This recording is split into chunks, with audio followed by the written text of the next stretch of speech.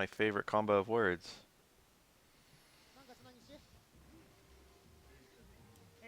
じゃあ始めていきましょう。5月4日の団員戦で8段過去モノ戦ですね。Jump jab.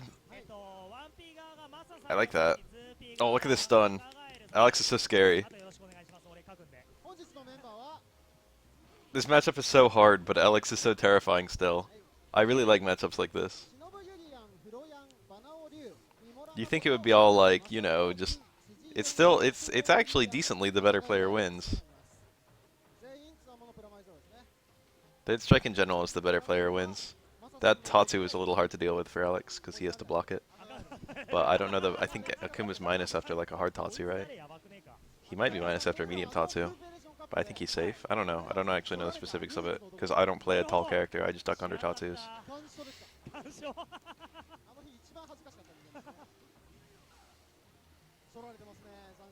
But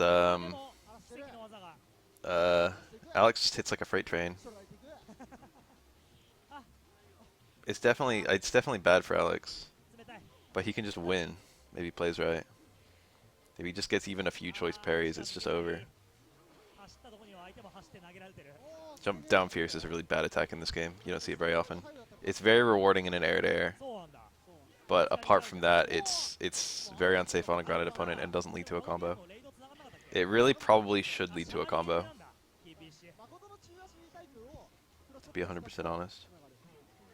Alex can't do, Alex doesn't have a cancelable heavy in this game, and his cancelable mediums don't combo to light slash elbow, and it'd be kind of cool if they did.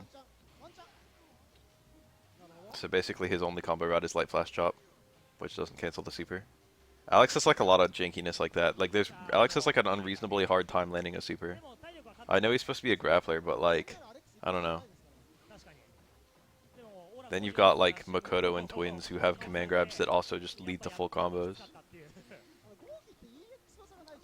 Yeah, stand medium punch cancel to EX knee works, but you can't do EX knee into, well, you can do EX knee into super 2, but it's kind of a waste of meter. A bar and a fucking EX. EX chop also works into EX. You don't even get the full damage for either of those. You have to cancel early. But neither one's that good at all. You can see how Akuba's controlling the screen though. You can see why this matchup was hard. Look at this. This is actually really hard to break through. Yeah, this is a shitty scenario. That stand fierce was doubtlessly cancelled into a hard Tatsu, and Alex was just going to be sitting there like a numbnuts fucking parrying midair for like an hour. It could have been cancelled into a hard red fireball actually.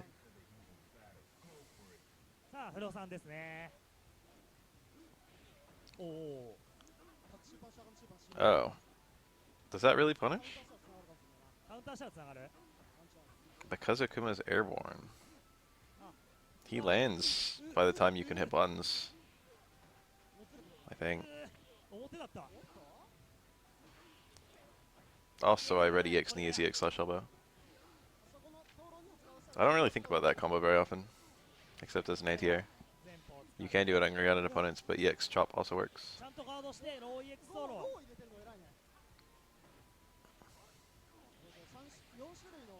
A lot of stun.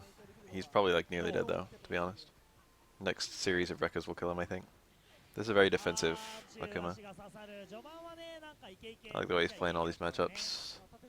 You don't really see defensive play very often in Third Strike.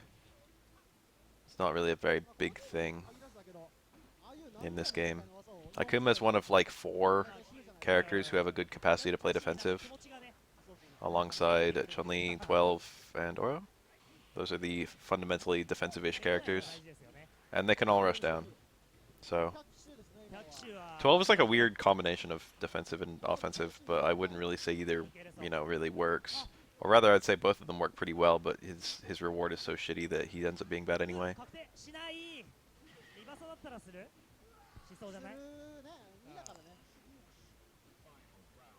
Oh yeah, Remy's defensive. He's more defensive than... He's probably more defensive than Oro. Ken can turtle, I guess. Yun can turtle, I guess. A lot of characters can sit on a life lead. If you want to count that as turtling, then that's turtling. In general, this game gets to be sit on a life lead-ish at the highest level, but even then it's kind of hard against a good opponent because, you know, it's a weird thing because all button presses can be punished. And to be honest, like, throws are one of the least punishable things in this game. Having your throw tech is not very bad. Doing delayed techs is really hard to actually, like, hit them. If you're offensively throwing the opponent can do almost nothing about it. Except tech the thrower. Well, that's like it, jump out. But jumping out is really awkward because then all of a sudden you're in a situation where you can get anti-aired. That was kind of neat. Instant air parry is a defensive measure followed by, like, you know, parrying on the way down. Oh. I don't know why he would do that. That was a hard read, I guess. I mean, DPs are unthrowable. So that's something. He could really win this. But if I were him, I wouldn't do it. He's doing it. He's doing it. He could definitely win this now. Nope, there goes. DPs technically beats throws, but it's so risky in this game. And also not every character has a DP. Only like some of them do. Let's say half. I don't even think it's half. Most DPs in this game are unthrowable. I think, like, let's say Ibuki's is unthrowable. Shoto's definitely are. Oro's all are, I think. The lion's share are unthrowable. There it is. He needed a little bit extra bar. That was a punish. Yang's still in this. In fact, I would even say his position is slightly better. No, it's way better. Those aggressive ass parries. Do you see that? Time out. Look at the way that Ryu's moving here. That's when you go for parry into parry into parry. That's hungry and desperate. This is the classic hungry desperate movement right there. He really wants anything. It's so hard to just hit forward or down and just, like, you know, if you don't have a read, the chances of you actually getting a parry are minimal.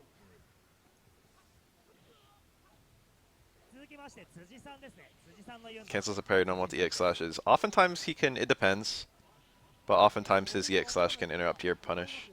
EX slash is pretty fast. It depends on what the opponent's doing after they get the parry. Ooh. Oh my god, what the fuck? I guess he wanted close medium kick. I'm surprised that was his combo route. Like, he could have gone Stand Fierce into 3 Rekkas.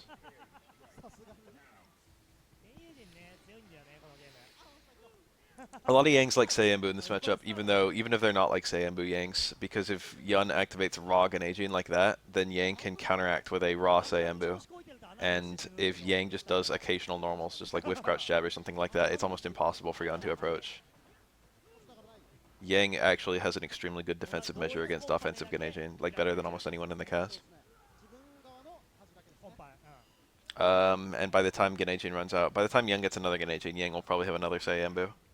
But that, like, if you don't know how to use Saiyambu in a offensive in a good way, then it's maybe not a good idea. And also,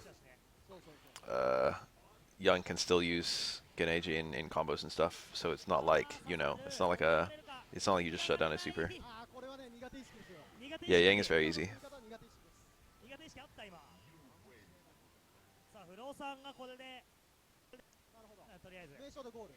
Second hit of Stand Fierce. I missed the scenario, but Yang's only the first hit of Yang's Stand Fierce cancels.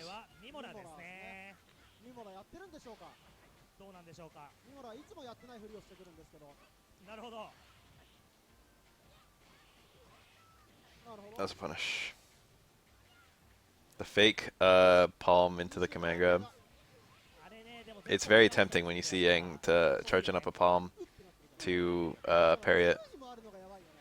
That's the thing about baiting in third strike that I really like. Is it doesn't work on fear, it works on hunger. The basis of baiting is hunger. When you whiff a palm, when you do like the palm, the early palm fake, you're not baiting the opponent by, like, you know, making him try and jump out of a fucking palm or something like that. You're baiting him because he wants to parry a palm. When you EXDP, it's like that in other Street Fighters. Wow, what a confirm. Mimura's the best.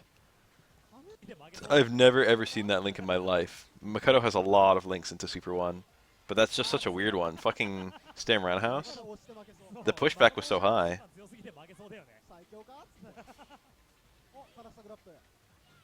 Why did he even stand Roundhouse there? Why did it even work?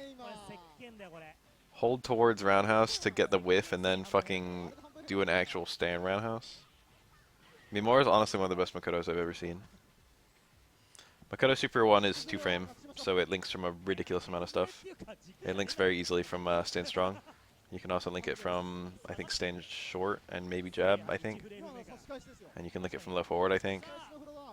I forget. She's got a whole bunch. Oh, nice. Taunt raises damage. お上手。これで風呂さんが一周回って抜けてくれると僕としてはかなり楽になるんですけど。なるほど。 What was I saying? Oh, but just like, it's like EXTPs in other games. It's like, when you do an EXTP, you're not making the opponent afraid of your EXTP and thinking to himself, oh my god, I'm so scared. I need to block so that I won't get killed by this EXTP. You're showing him a move that's ridiculously unsafe, and he gets hungry. He's like, I wanna be able to punish that. I wanna fuck that guy up for doing EXTPs. I wanna block an EXTP so I can push his fucking shit in with this crush counter combo or whatever. For medium punch, I've seen that one. Oh, ran out of juggle potential. Barely didn't kill. He did max damage too, I think. This is Mimura, but it's Urian. I must have not changed the name. Since Mimura should already be down. I guess. This is quite good against Urian. Urian has a tall, wide hurt box, which means he's very susceptible to cross-up unblockables by Yang.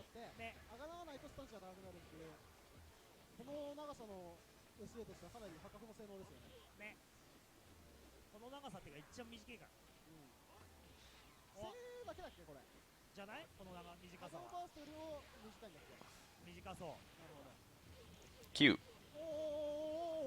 Oh, he dropped it. That was pretty cool, though. Never seen that particular. No, I think I have seen that one. That's an unusual side switch. Accidental charge move, probably. He probably didn't want that tackle. When someone crosses you up and you hit a button, it's very easy. Headbutt is unthrowable for like the whole animation. Literally since frame 1, I think. It's unthrowable.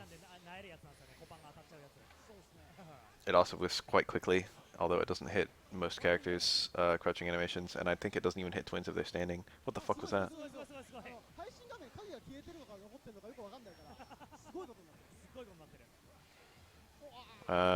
Nice combo. That was so scary. EX mirror? It didn't come out. This is death. Oh my god, what a clutch end of the round. First of all, that combo. This is absolute max damage Urian can get mid-screen from like a tackle super, I think. Absolute highest. It's also safe on block. I guess he could have done EX tackle there. And then it looks like he went for EX mirror. Send hard kick's throwable, it's just that it moves so far backward that unless you're doing like a huge range throw, it probably won't hit him. Dude, that command grab was scary as fuck. Look at it, dude. He's like right on it. Oro crouches well below, and he can dash under floating mirrors, but his standing animation, he walks into them. Oro gets noticeably taller when he walks. Well, maybe not when he walks. Oro's actually like a reasonably tall guy. He's got like a full squat. He's got some attacks where he's tall, to be more accurate. Not movement. Movement's like still the same size-ish. Oro literally has his knees bent at like 90-degree angles. But like his listed height is something like fucking 5'10" or something. He's like quite tall. Or he's not short anyway. I've dashed under all kinds of Urian high mirrors. It's one of my favorites. I also like to poke through mirrors, which I'm also quite good at. Far strong works, low strong works, but I don't do that one that much. If you're really far away, Storm House works pretty well. Medium kick doesn't work so well at all. Stand strong with stones will destroy mirror.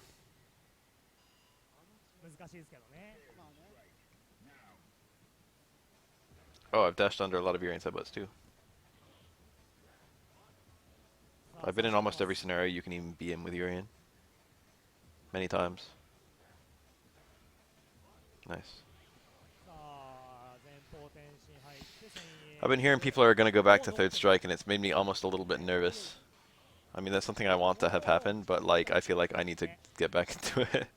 And it's not like I'm out of practice, but like, you know, I take this game pretty seriously. And I've enjoyed my last couple of years of not taking fighting games seriously. 5-3, that short. Maybe it's just dishonest sprites then, because Oro has a couple sprites where he's standing upright.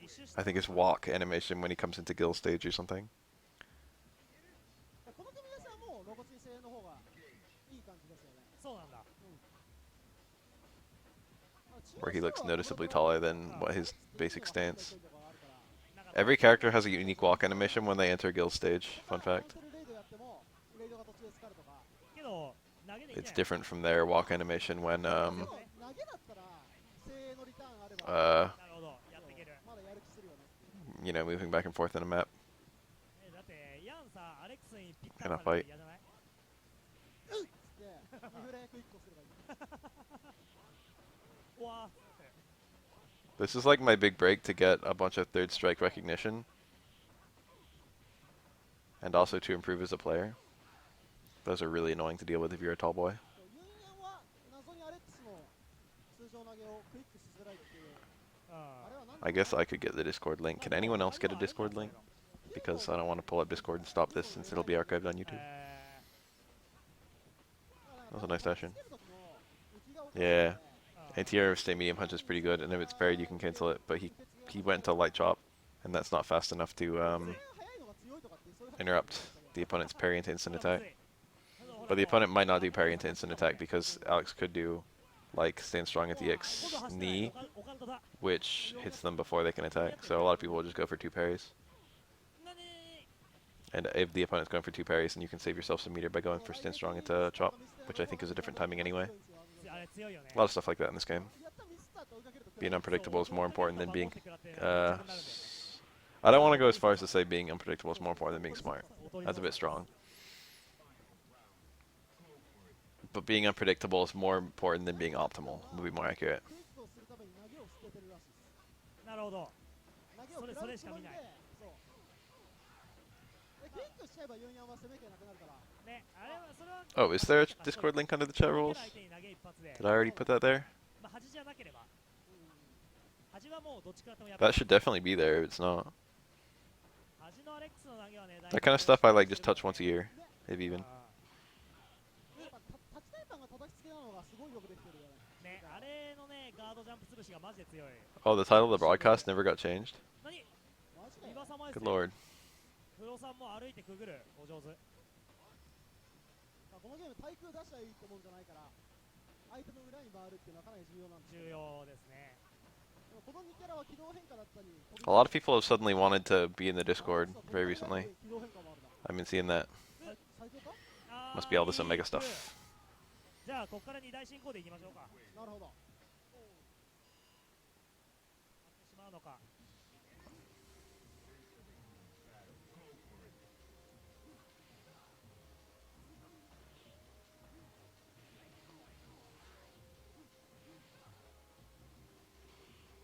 Can I be in the Discord? わあうまい Are you not already? Car throw? Defensive car throw? That car throw might have been a punish on second Rekka. I imagine it was actually. お上手ヤン使いだ Second Rekka is pretty minus, but it's not nearly as minus it is in Street Fighter 4, I think.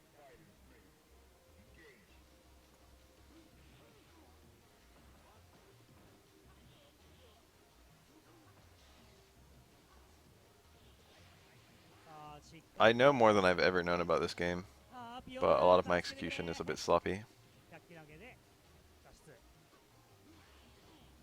Nice hit here. Next hit kills. That's it. 歩きコアコアお上手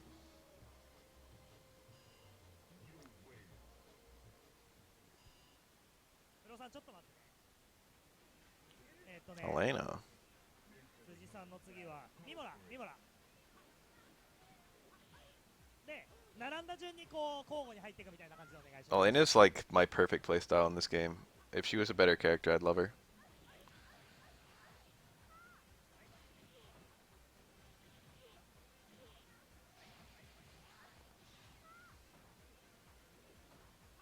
I agree.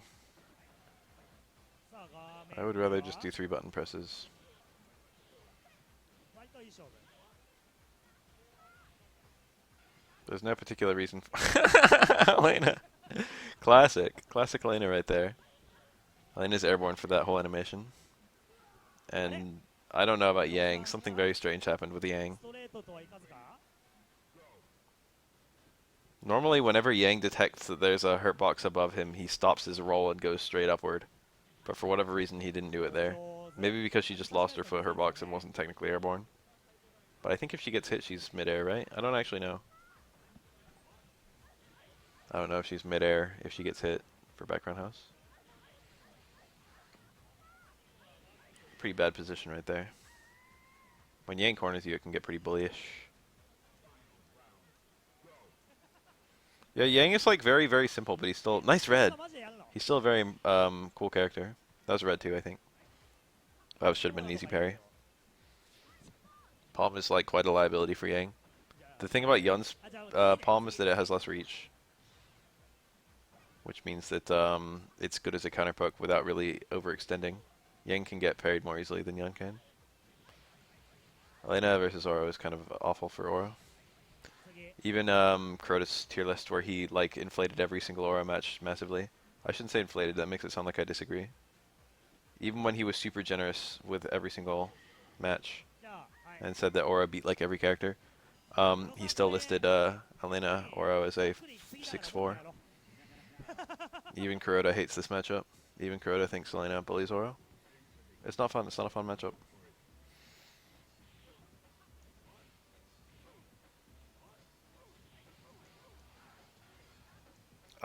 So quickly. It's so hard to get any out of any of these. He gets a 50-50 after he makes you block a dive kick on the front, and dive kicks in the back are just outright unblockable. Although I think they don't loop to themselves. There might be a setup to make them loop to themselves, because I feel like I often see them looping to themselves. But it might require like a crouching opponent or like mid-screen, particular position on the screen or something.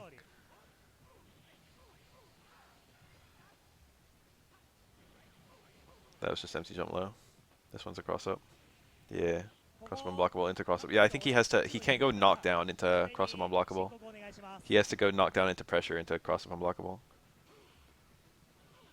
Yang is one of like 3 characters with a realistic cross up unblockable, and it's only against wide people like Alex.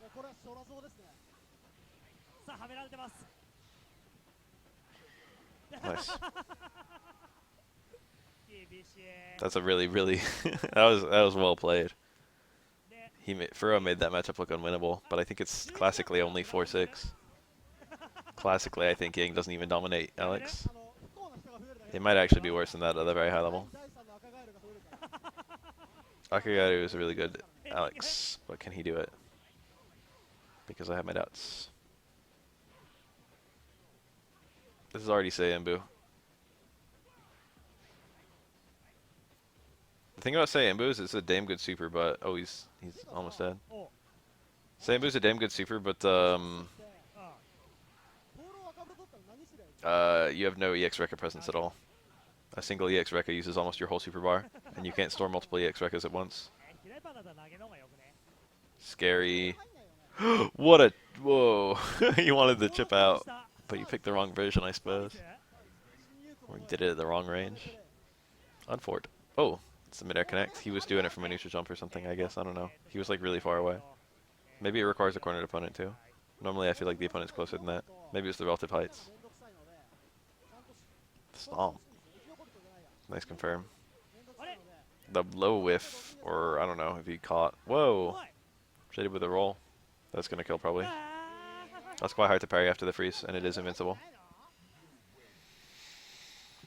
Technically speaking, Alex's Super 2 is invincible, which is one of the only good things about it. One of its only virtues. Tsuji. I don't recognize that name for shit. I think we've seen him a couple times before. At most.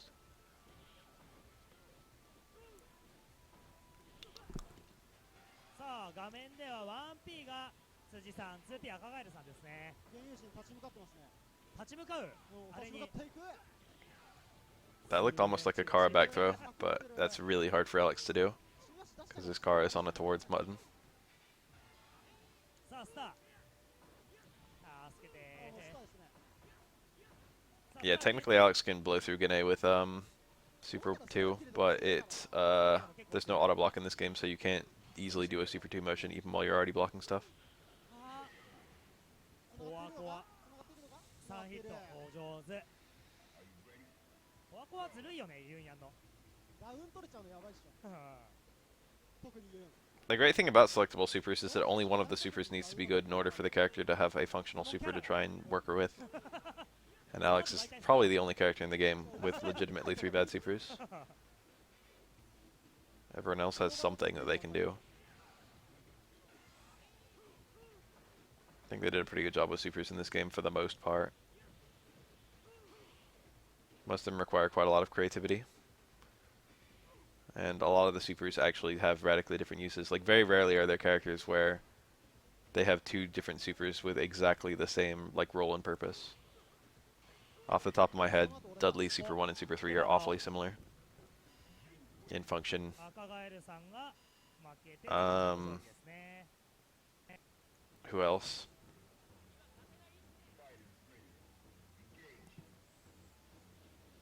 That's like the only really bad example I can think of. I guess Elena Super 1 and Super 2 are very similar in function. 投げて中足竜巻波動電陣しっかりブロール He wasted a decent amount of Gane time doing that, so it wasn't really that much of a waste of meter. That being said, both Yun and Ryu have very, very precious meters.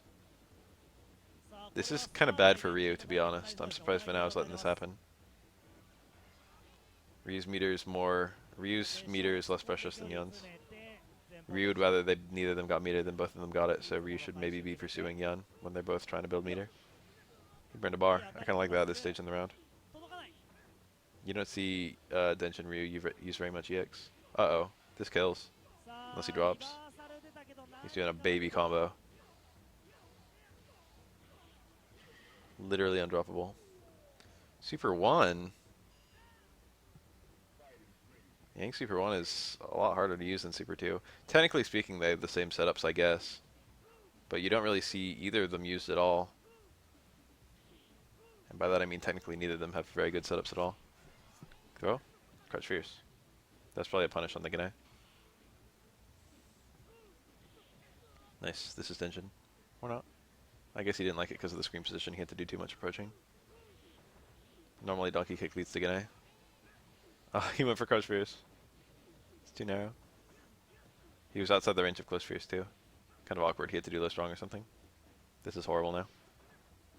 This is absolutely horrible. There it is. Yun is like one of the characters you least want to be against when you're at chip health. Yun's full screen presence is insane. Because of EX shoulder and dash punch and stuff like that. And then once he gets a Gane, things become just unwinnable. You can't dodge chip against Gane Yun. It's like impossible. You just have to be very, very, very on point with your read. Nice.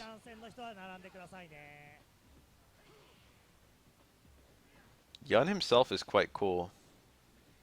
Gameplay and visually. There's no red focus in Omega mode. There's also no delayed stand, and there's no ultra double. A lot of meter back because he got the open. Okay, never mind, you dropped the ender. If you open up the opponent very near the end of your Gane Jin combo, you get a lot of meter back. Because there's very low scaling on your Gane ender. Oof, look at that. 50% stun in 2 hits. Oh my god. Help. Next hit kills. That's it. その暴れはね、ケンドさん取るんだよね、よく。しっかりしている。さあ、KO アレックス対6剣。まあ、6さんもアレックス戦の6と言われていた男ですから、開幕エルボー刺さって。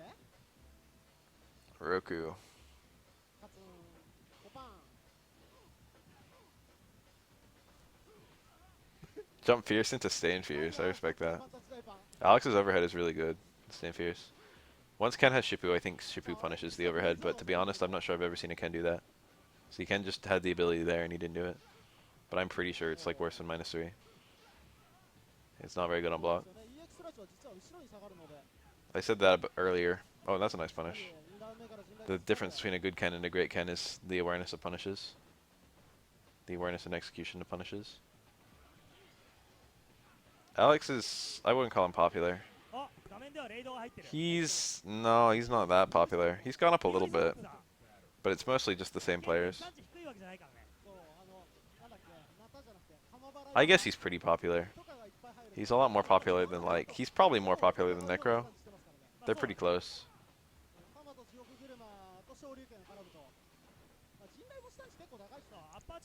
Tier list and popularity is actually not that similar in this game.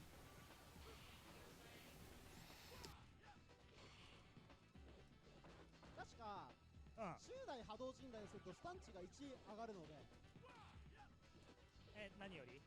10台陣雷より。ああ、なるほどね。そうだからなんか意識するところは絶対波動を入れた方がいいらしい。あ、今のはね、 Low short, super. 繋がってるね、しっかり。繋がってるね。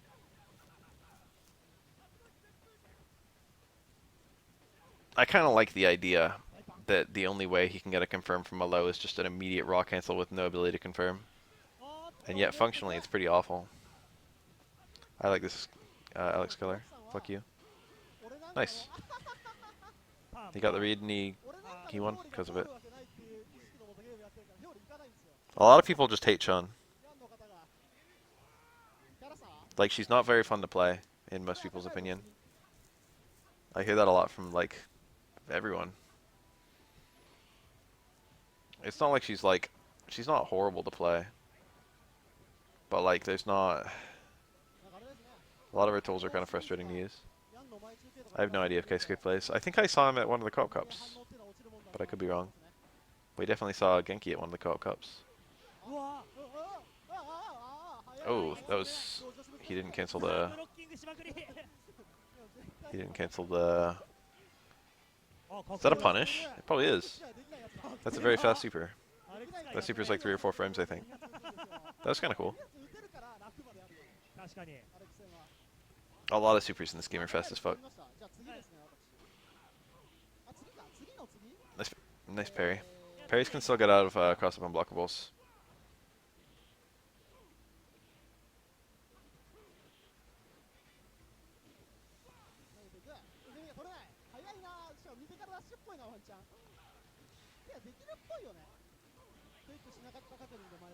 EX probably would have killed. それで間に合うのかね。 I didn't even see if he had the EX at the time. 反応次第。 Running that Saiyan boot, it's important to preserve your R. Raw activate around start. I would have done it. あれってダッシュはね、 Shameless. そんな速くないからね。おー。 I think you can parry... You can definitely parry EX knee. I think you can still parry regular knee. I think even though it's like an ATR grab, it can just be parried. 0DT ですね。 You can't parry shoot down backbreaker from Hugo. It's one of the only ATRs in the game that's not parryable. 助けてけれ。おー、抜けた。 I'm nervous about it because I feel pressured to like relearn the game and like enter. I won't travel around much, but if there's stuff in my area, I'll practice up for it and I'll enter it. 声援はやめろと。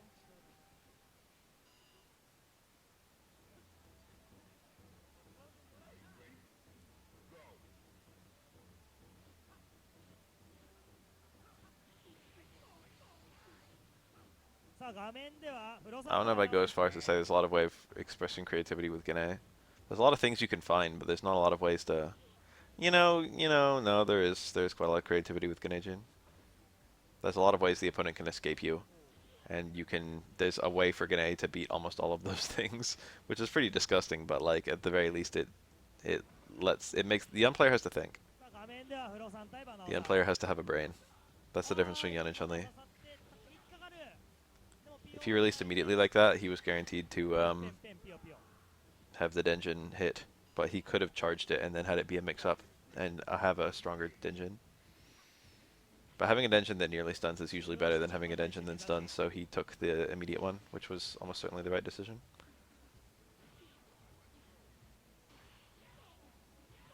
Oh. 8大キックマジンだ。技にそんな使い道が。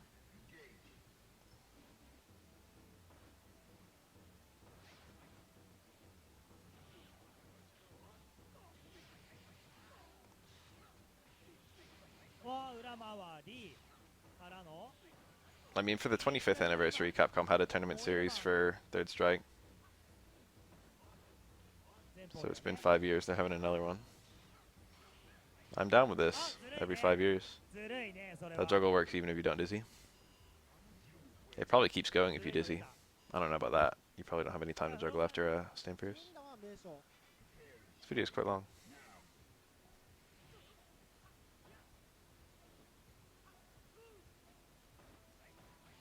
地匠です。地上で終わりにするか。なるほど、名将戦を最後にやったんですね。 Hmm. では本日の対戦は地匠でゴールということで、そうしましょう。サードっぽいですね。地匠でゴールは。ですね。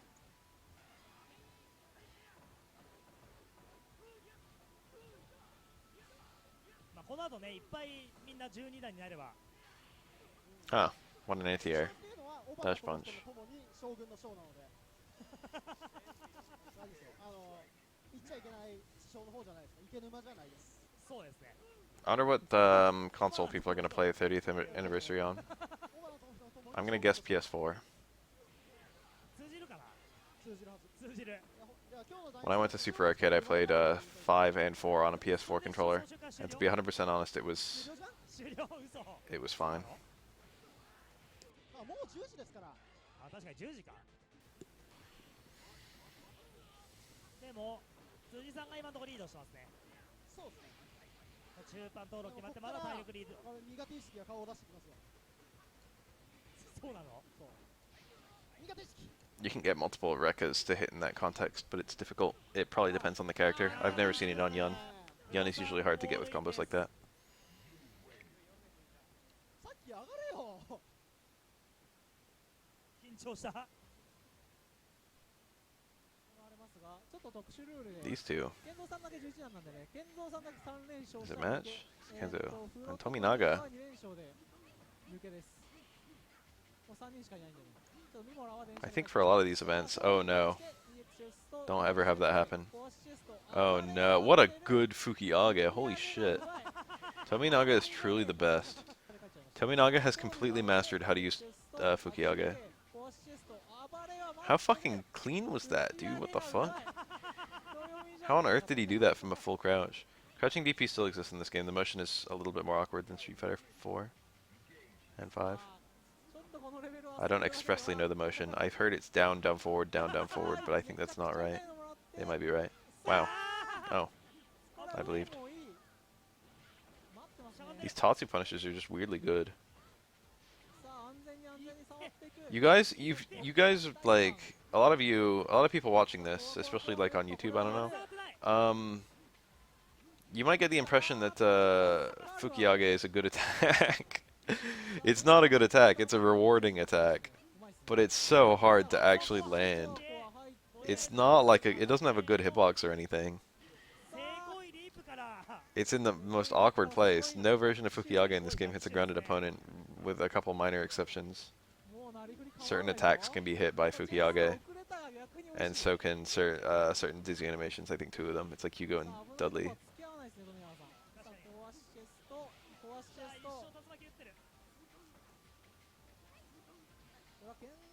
逆にちょっと流れに That should hit. No, he didn't even. I guess it's because of the angle he picked. Normally Makoto's super will hit in that context, that angle. But I guess it's because he picked the hard one. さあ最後の勝負かこれは。 Nice.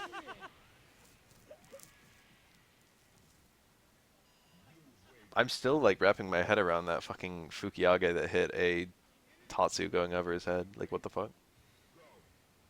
How on earth is that a thing he looks for? And how on earth did he get it? That's such a weird motion to do, and that's such a weird situation to be responding to. Most Takumas avoid even using, like, unconfirmed Tatsu on characters who can duck it.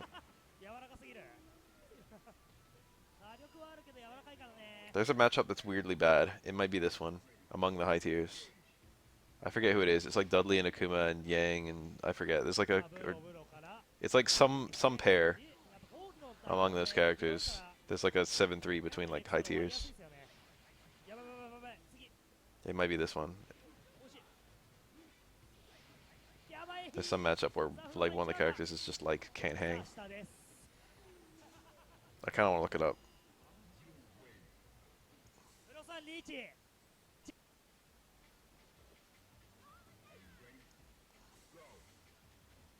さあ、フロさんリーチです。フロさんと富永さん2連勝で終わりです。もはや第一戦ではないですけど、時間ないのでこんなルールでやります。 Ah, since strong low short link. Unfortunately, low short has like no conversion except cancel to fucking light dash punch, and also I guess cancel into super. 精鋭使ってる。 Sambu against Makoto. She's wide. Cross of unblockable will probably work on her. Makoto is a really strange character model because she's extremely wide but extremely short. She's like tied for shortest character when standing, and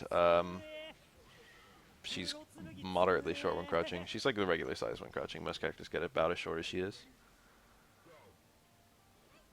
But she's like super, super wide because of her stance. She stands very sideways compared to most characters. This should just kill. He's got the meter. Taunt, super. X kick, dash punch, dash punch. It only needs one on Yang.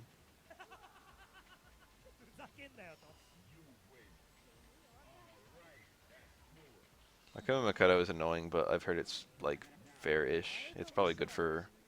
At the absolute highest level, it's probably pretty even. But at like mid or high mid, or like high even, it's probably in Makoto's favor pretty hard. Well, I shouldn't say pretty hard, but it's probably like 6-4 Makoto. But yes, Makoto can literally just kill Akuma like nothing.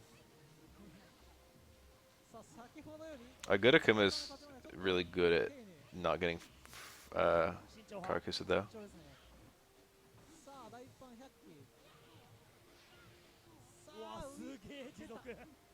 Akuma has good tools to avoid Karakusa, like the best in the whole game. Is that baiting a... Is it threatening a demon? Fun fact, if someone parries any one of your attacks and you cancel the parried attack into a demon, it will actually punish their parry and there's nothing they can do about it. Akuma is one of the only characters in the game who can truly punish a parry. Oh, that didn't combo. Nothing Makoto could really do about it. I don't even think Akuma was unsafe.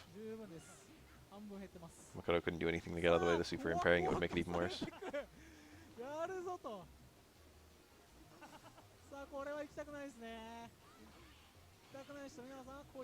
Nice.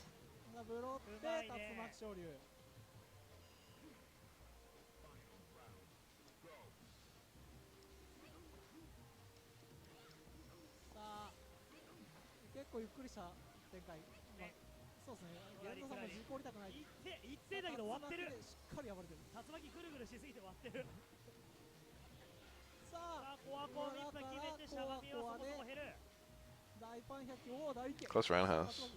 I don't see that normal very often. It's an overhead, I think.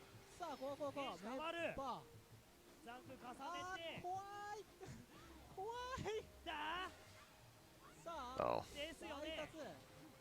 Tommy can still win this. All he needs is a prayer and random Fukiage. That was pretty cool. Akuma can make your life hell if you're not touching the ground. That's the truth. More so than any other character in this game.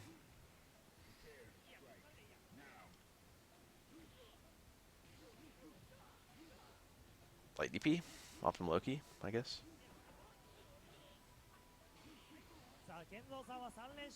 Oh. Yang's punishes aren't that strong. There's the parry on the meaty palm. Car throw? Chip out. It didn't work. Probably should have done it off of 4 jump.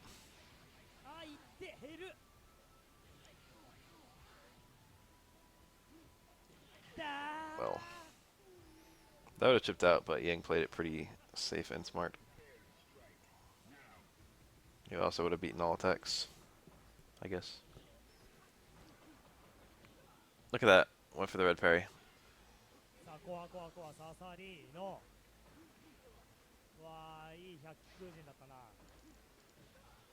It's very easy to stand into that if you try and use a standing punish. Most people punish with, yeah, I was going to say crouching normal. Oro's kind of weird because his crouching normals actually さあスタンチから uh ちょっと待ったらいいか all make him stand. あーブロック Oro gets taller when he does a crouching normal for all 6 crouching normals. So if he hits a crouching normal under a Tatsu, he has a good chance of standing, especially for Akuma's Tatsu. He's a good chance of standing into the hitbox and getting hit first. Like I almost always stand into the hitbox and get hit first. So things like crouch fierce and low strong are actually really horrible. 引っかかって However, Oro can do a Oro can crouch under them and then do an Oniyama. And even when that trades, which it sometimes does, sometimes doesn't, it's a very, very good trade for Oro.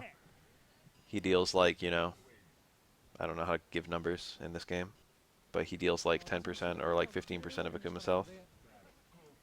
And he takes like a smidge in return. He takes 1 Tatsu hit, which ends up doing like sub 5%. さあ吹き上げが出ないぞ富永さん。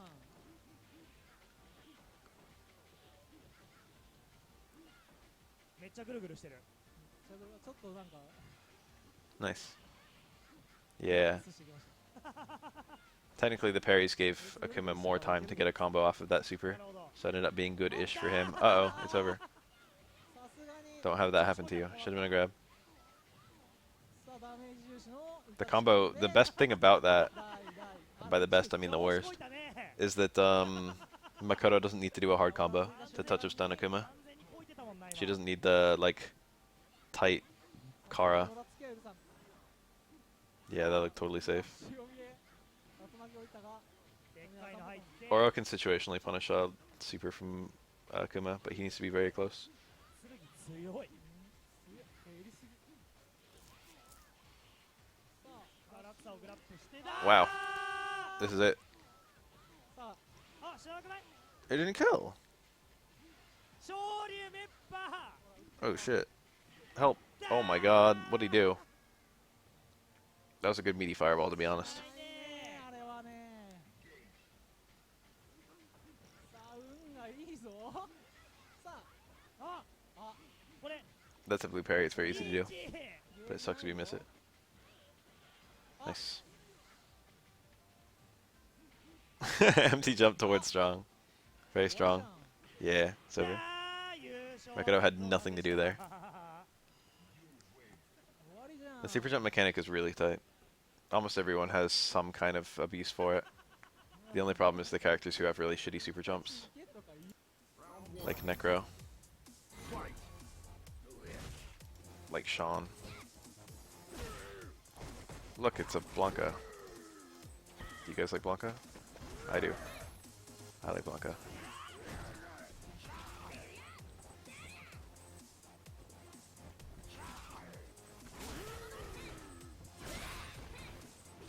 Do you guys like Nishikino 1?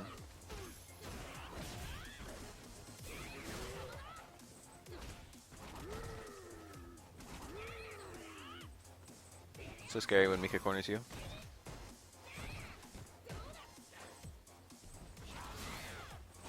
I love that. It's a free juggle state. I didn't know that until I tested it fairly recently for the 3.5 changes. When Blanca gets a mid-air rainbow roll on you now, it's a free juggle state. That's so cool. That's a huge buff, to be honest. He can juggle like a vertical roll if he wants.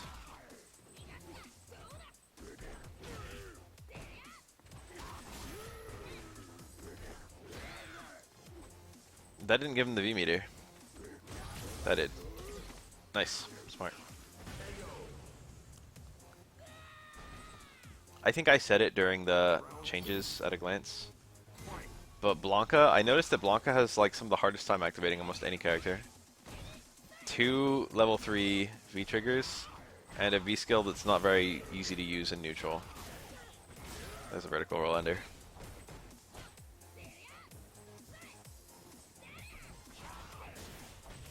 Nice.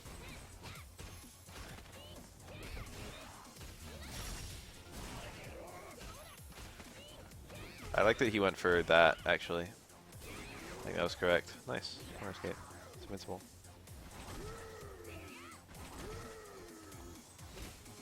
Be a Blanca player. Goodness knows the world needs more Blanca players. Look, this could be you.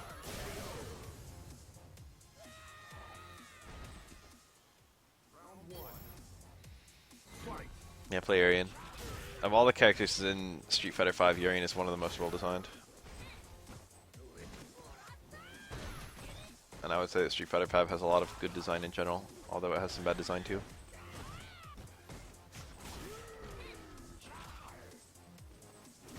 Urien is very technical in a way that actually matters. If you know more with Urien, you'll win more.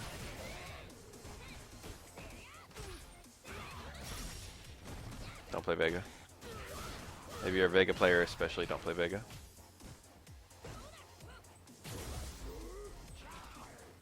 Did you know you can zip cancel his rainbow balls? Fun fact. He's trying to win this round. He only did 2. I like that. And he got the round.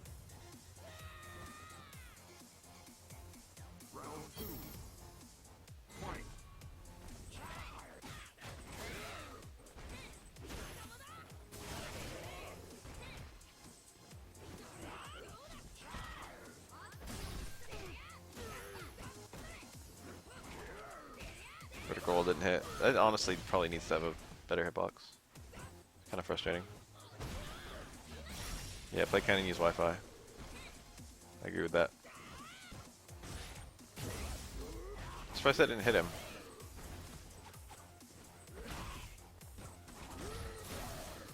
That initial zip is so much more important than like any air zips you can do. His top end combos are really cool, but rarely are they actually good. It'd be kind of neat if they were free. That's how I feel. Like 30% for the first one, and then that's that. And then you do down zip if you want a combo, or you do the air zips if you don't want a combo. I feel like that's probably how it should work.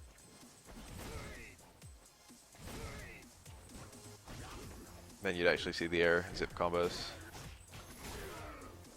in situations other than when they'll kill.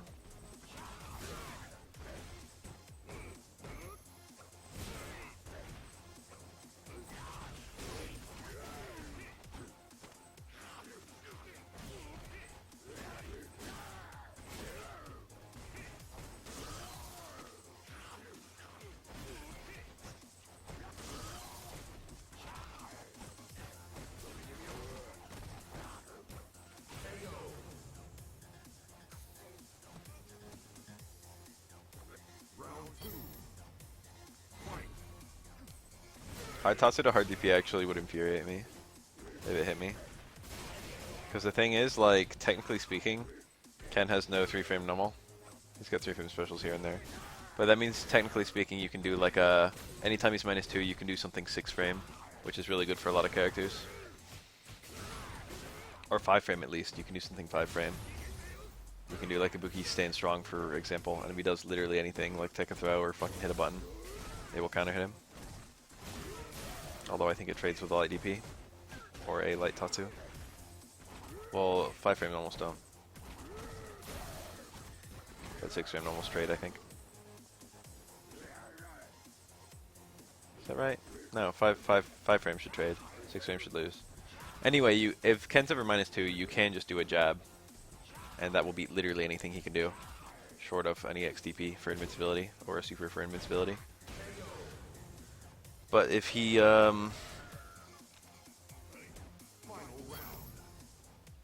if you do something to give him a little bit more time to hit a button, but still like allow you to counter hit him, for example, a 5-frame button when he's -2,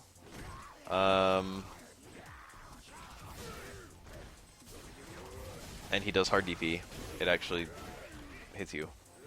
If he does -2 into hard DP and you do something 5 or 6 frames, the hard DP actually wins. Because it takes 2 frames to become invincible, and he's got 2 frames to resolve for his -2. So it's 4 frames total that you can hit him.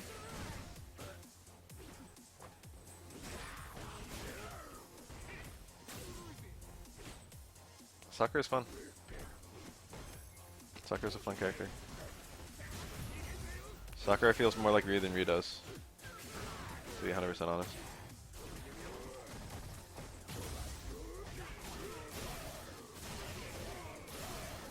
There's a combo.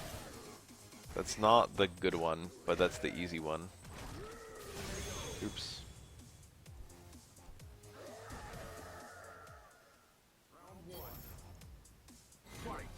Blanca has a version of that combo that has a lot of corner carry. And he's also got one that basically resets to mid-screen. He did the resets to mid-screen one. So he could have had Balrog in the corner. How useful that would be and how much it would affect the rest of the round is anyone's guess. The good zip is like up towards, up back, and then straight forward. And the mid-screen zip, which is what he did, which that one's up towards, straight up, and then up back.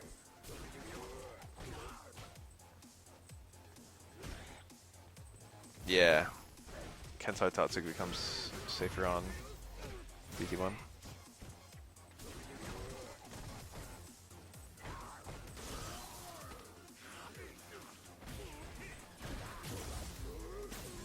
Most Kens only even pull it out in that context. Oh, is that low strong? It got beaten.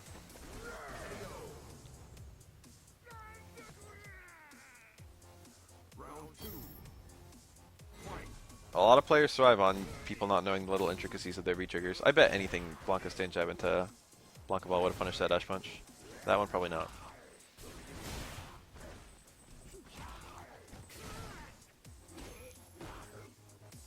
The strong's a really strange attack for Blanca because it's got decent range and it's a 6-frame attack, which is like decent speed for a medium. It's okay. But the pushback is really low too, which is kind of cool. But he doesn't really have a thing to do after it.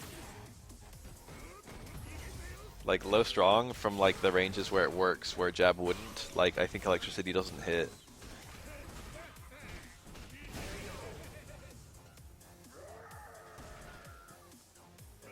I think Hartatsu from Ken also goes through fireballs, but you have to time it kind of a particular way.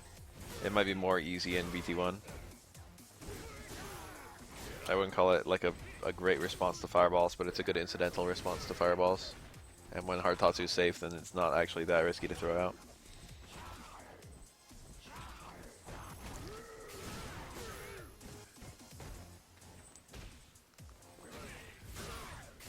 Yeah, a lot of Balrog's resets rely on KKB punch, which is normally a terrible option. But you can make like 2-frame windows with KKB punch, which catches people hitting reversal normals. And if you get a counter hit KKB punch, you get stand short into the TC, for example.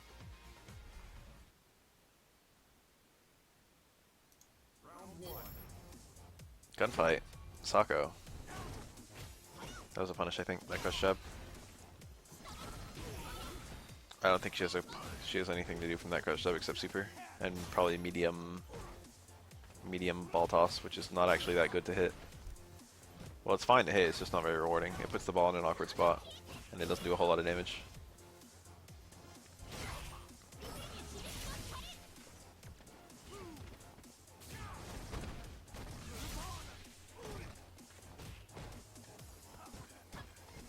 VT2 from Ken. I think a lot of people just like Ken's VT2 for whatever reason. I like it too. I don't think it's very good though. I think most Kens don't think it's very good. Oh, do you mean Balrog VT2?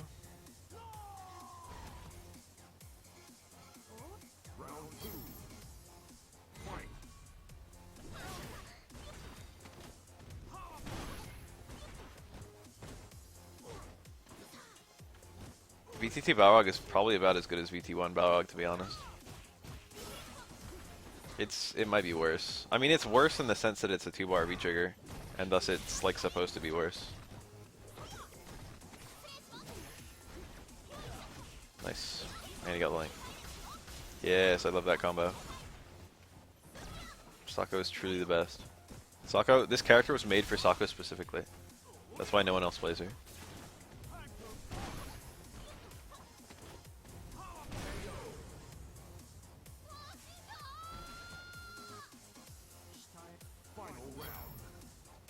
I can see VT2 being good against Gal for several reasons.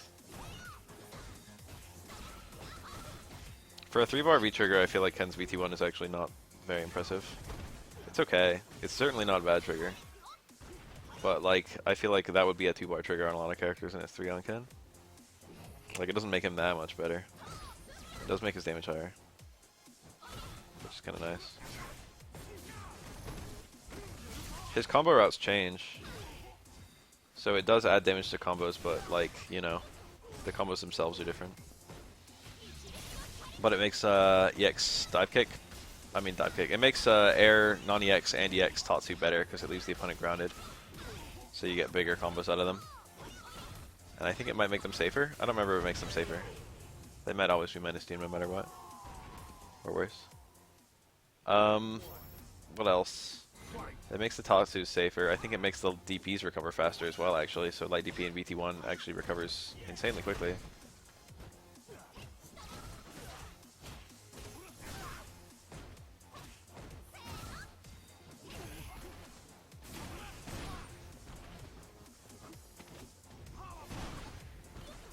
Yeah, I think for like low, I think for like bottom, for like low, for like mid-level play, Urian's triggers are pretty balanced against each other, but the ceiling of VT1 is just way higher. There's so much more you can do if you're like good with VT1 than VT2. VT2 is a really good trigger, but you know, if you ever see RB play fucking Urian or whatever, demo.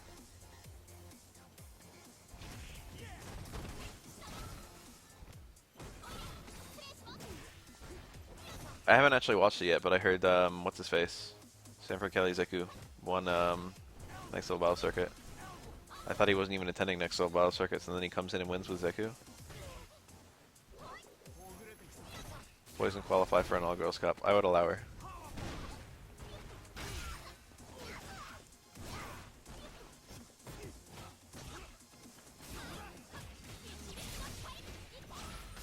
That's probably something really big that Ken's VT does. It does do some stuff for his neutral. The most notable thing it does for his neutral is the air tattoos.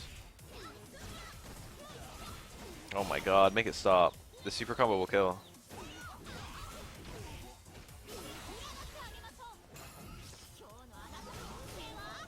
I like spending it too.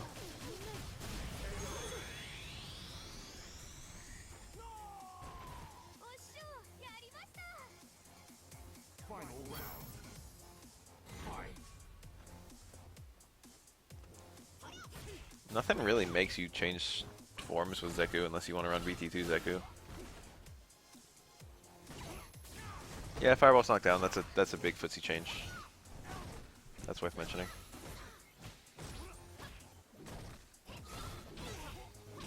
If every character had a skill ceiling like Manat's, Street Fighter 5 would be a very interesting game.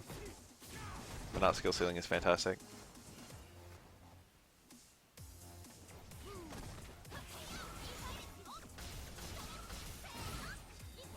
Oh, that needs to be X in order to juggle, I think.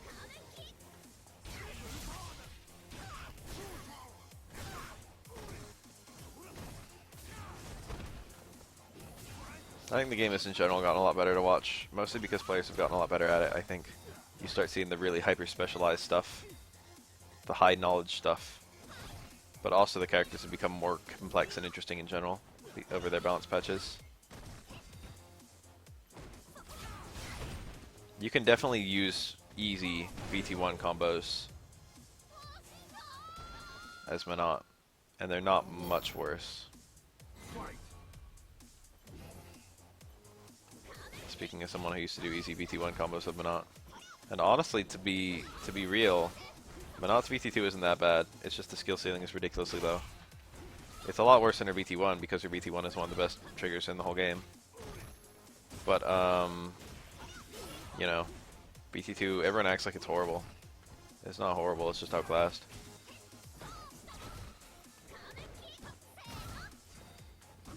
No, you can have high damage VT1 combos without too much effort.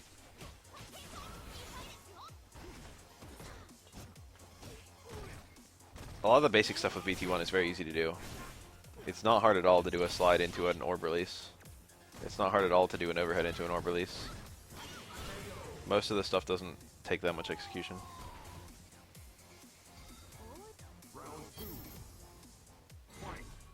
Mainstays from this game, I can see Manat being in other games. I can see Zeku being in other games. Abigail's got a decent shot. What do you think? Rashid, probably. I like Rashid. Rashid's got a future. Fong has a very strong place in the lore, so he'll probably come back.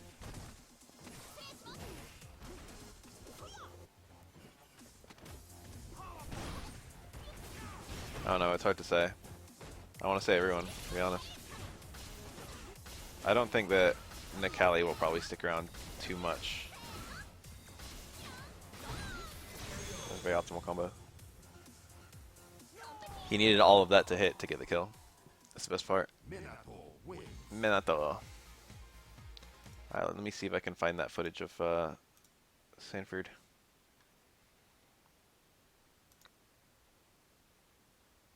When he pulls up his shirt, there's a Sanford belly.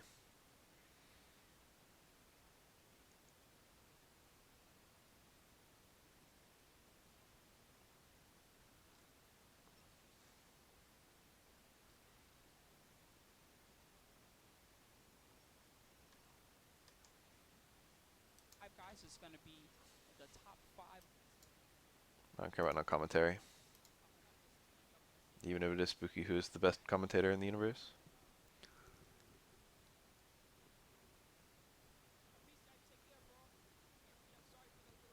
Laura, I can see maybe coming back. I don't think they'd like. I don't think she'd be like a priority.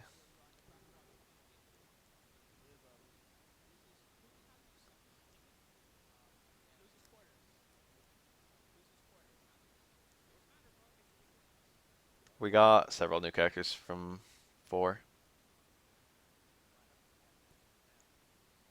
There was Seth and Goken, which a lot of people forget about.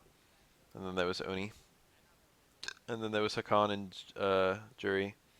And then there was Abel and Rufus and Viper and Del Forte. That should be all of them. Oh, and DiCapri.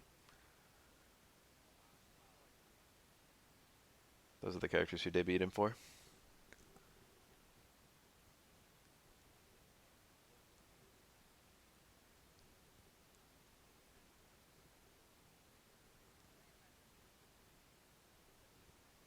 I have no promises about Poison.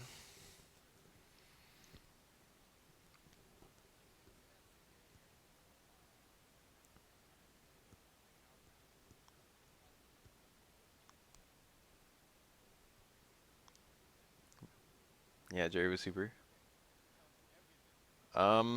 People really liked Abel in vanilla. People really like Abel in general, I think. Viper was popular visually, but not popular to fight. I don't know. Viper was like a mixed bag for everyone. A lot of people were like, I kind of like Viper. From what I can tell, pretty much everyone hated Rufus and Forte. I don't know. Forte's a mixed bag as well. People like Forte's design, but don't like fighting him. People hate Rufus's design and hate fighting him.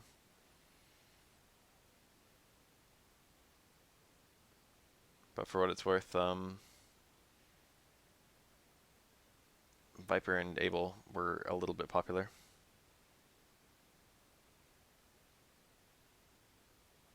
Abel was the most popular of the 4 by far, though.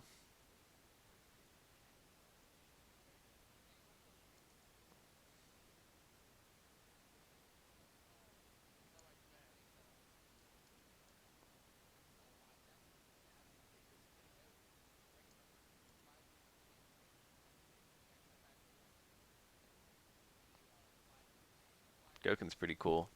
I don't care about this. I don't care about no Master Mike and Adnan. Show me the Zeku. That's an Ibuki. Shine and Savin. This is okay. I want to see this a bit. I do like it when these two play.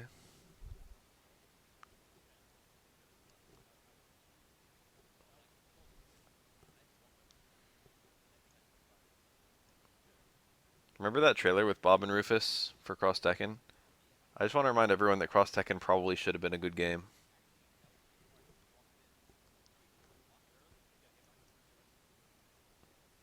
The thing about Bob, from what I can tell, is that he actually seems to have redeeming qualities.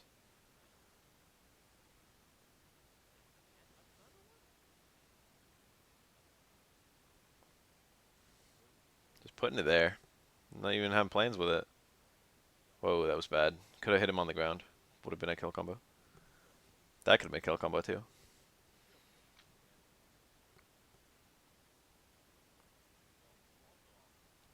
Yeah, the thing about Rufus is it seems like they set out to make a truly awful character.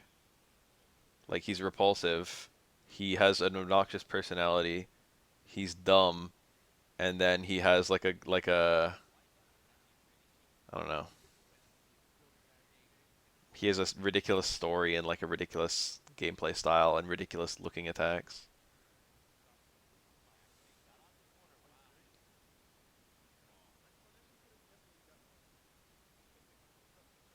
Whereas Bob seems to be a nice guy. He seems to just be like, I don't even want to say misled, because he might be right. He seems to have a pretty good case that being big makes you strong. He's just like a guy who works hard and trains hard and wants to find some unusual technique to become stronger.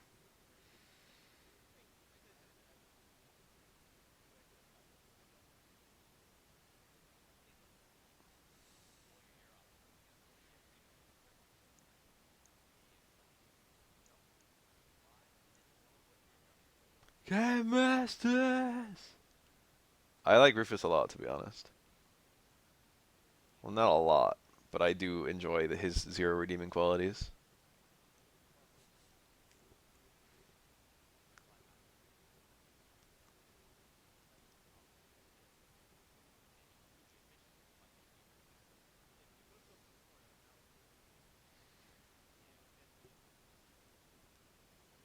I enjoyed like the humor itself with Rufus is pretty funny.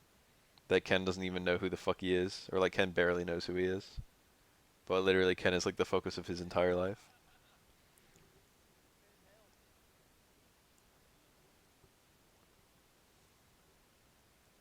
Yeah, I can't even hate because they did a good job making an unlikable person. He isn't a bad guy though,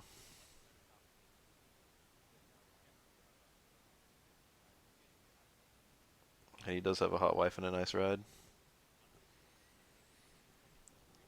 Candy, I think. She might not be his wife. She might be his girlfriend. I think she's his girlfriend.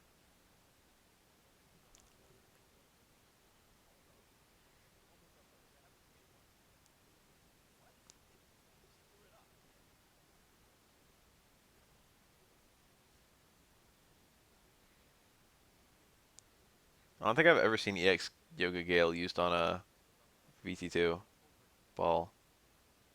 I've never seen that arc. That was weird as fuck. Did it swing? It looked like it swung.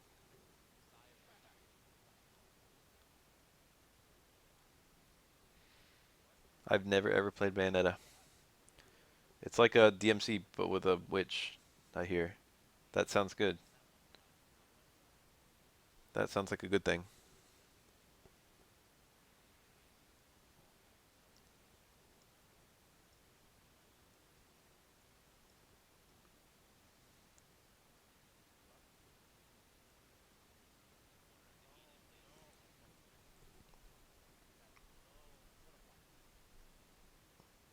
DMC had dodging, didn't it? With Trickster? I wouldn't know because I never picked Trickster.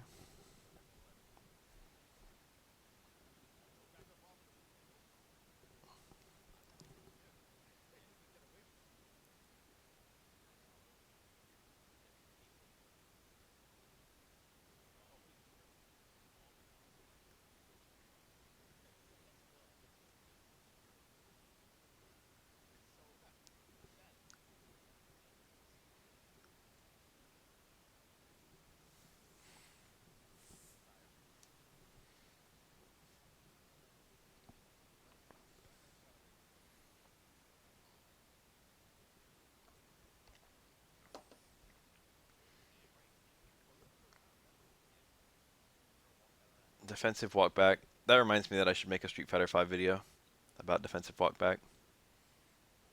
I've never talked about the perfect storm that is low range crouching attacks, crouching kicks. Um, Slow offensive throws, everything. The whole thing that makes walk back so strong.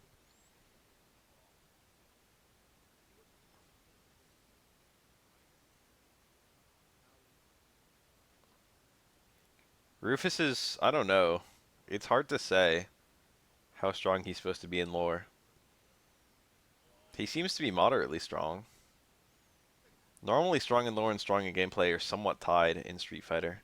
Normally they make more of an attempt to make the strong and lower character strong in gameplay.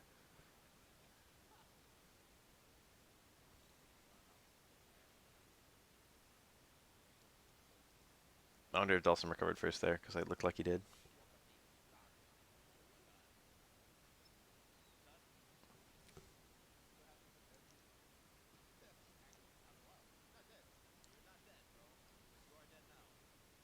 Nasty.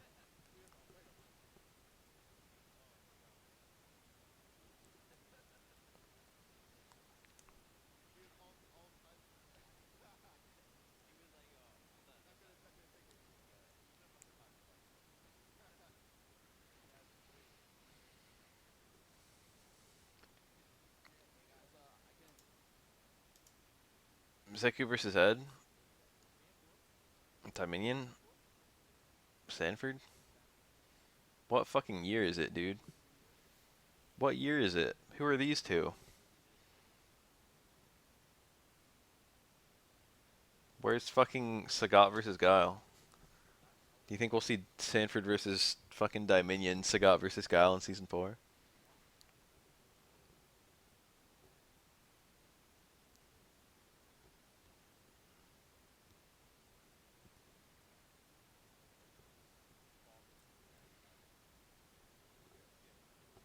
They should stop calling it Street Fighter, and they should call it Tag instead, and they should make all attacks do 1,100 damage.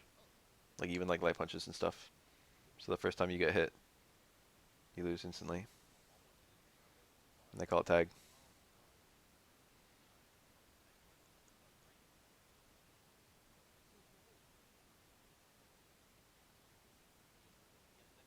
Wasn't there like a little period where Justin Wong was playing Ed? He was okay. He didn't do a lot of the stuff that makes Ed really interesting or good, in my opinion. But then again, a lot of it didn't exist yet because that was a while ago.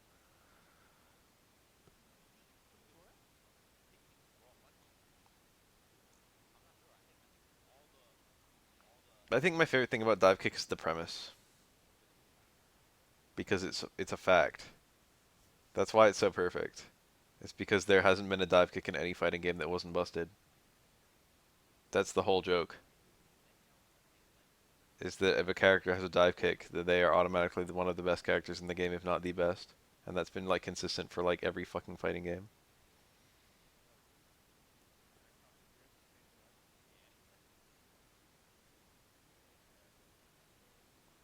Most Ed's changes are buffs in 3.5. I think his only real nerf was the V-reversal, which admittedly is a very bad nerf. And probably worse than all his buffs, now that I reflected on it.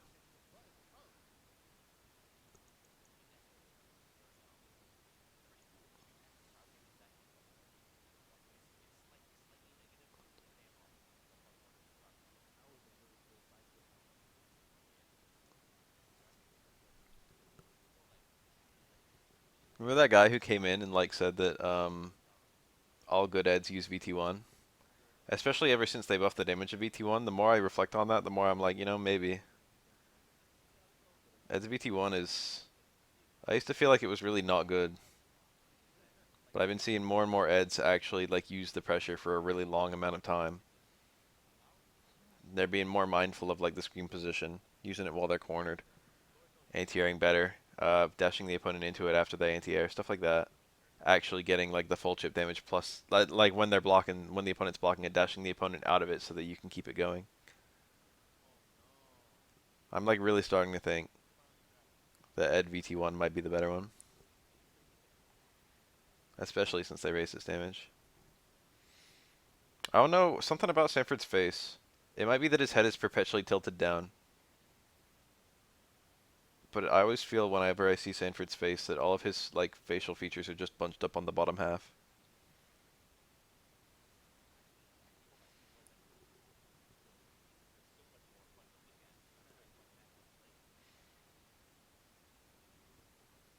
He doesn't have like an overhead or anything. He basically just gets throw pressure and stuff for VT1. Counter hit pressure. Chip. It's not hard to combo into, but then again, you have much better capacity to combo into VT1. I mean VT2, fuck. And VT2, you know, you can do it over a much longer period, and it has higher damage overall if you combo into it.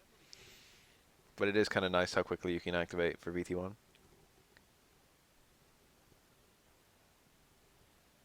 Nice.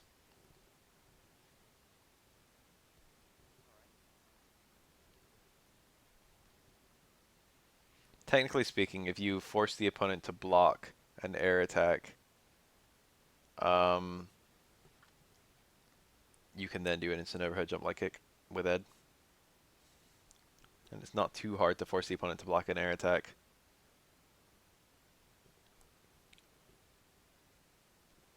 When you've got a fucking big old ball right about to hit them.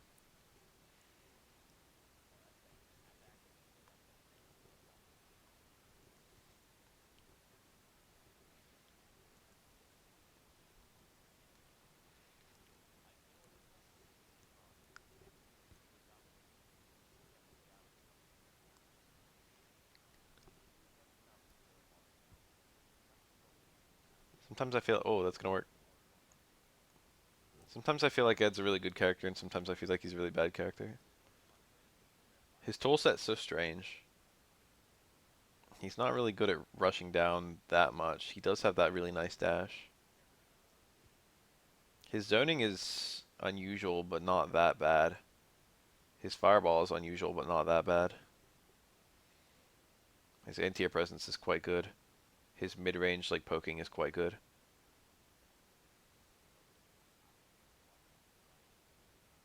Although unrewarding. He doesn't have any like empty cancels or conversions or anything. In general, his combo options are pretty limp.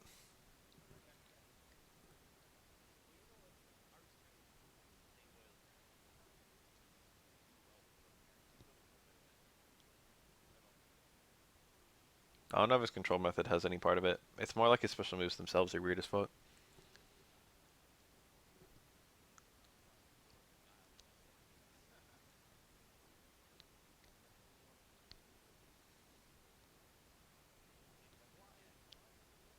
I guess he is hard to balance in the sense that it's hard to add versions of special moves with the way he works. And versions of special moves would would make it easier to balance. If he had like a hard, light, or medium DP. The only version of any special move he has is the towards punch follow up of his, or the punch follow up of his towards medium punch. And all it affects is the speed of the fireball. Everything else there's no versions.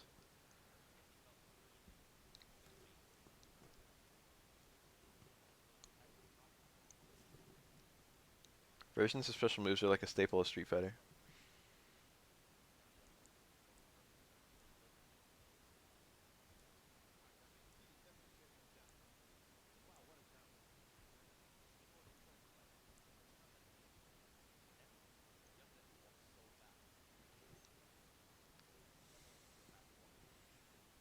What was he afraid of? That's a young Zeku.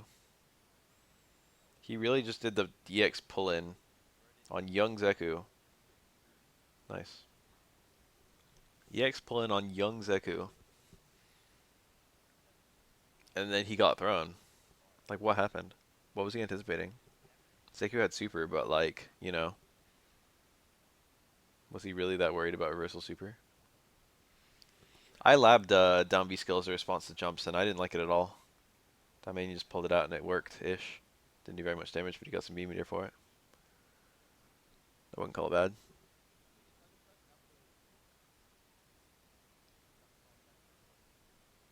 I would like Ed so much more if they changed like little things about him, but I like him too.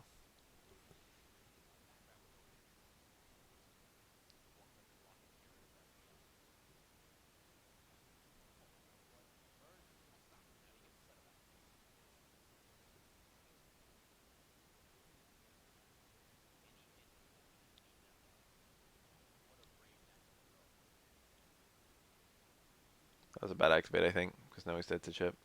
I don't know though.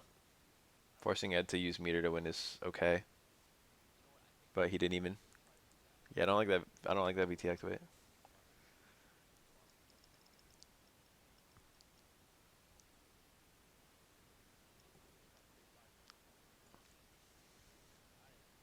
Yeah, Ed's like one of the characters they'll probably eventually fix.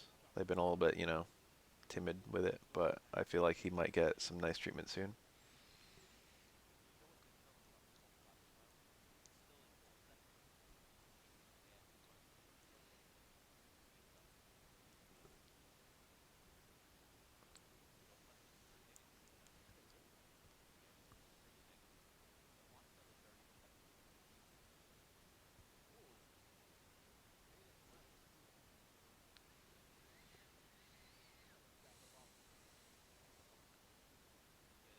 Yeah, look at this.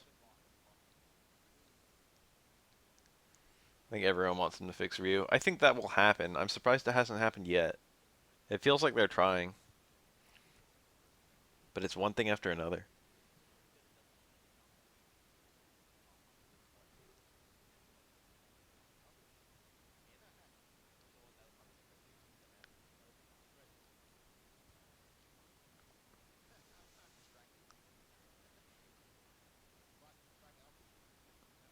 The problem with Ryu I have isn't even like his tier, because I feel like Ryu is not like bad right now. Although I do think his VT1 is in a really bad place ever since they made that DP change. Um, so he's like nerfed. I really don't like VT1 Ryu anymore, and I used to think VT1 was a lot better than his VT2, and they didn't really buff VT2 enough to really make me feel like I would rather have it than VT1. The parry is okay as parries go, but you know, I actually really like the EX Fireball activate DP stuff, and now that just takes a chunk. Um, I wish that comboed into the ball. EX works there. I thought it didn't, but it just did. I thought you had to use regular there because EX fell out. Well,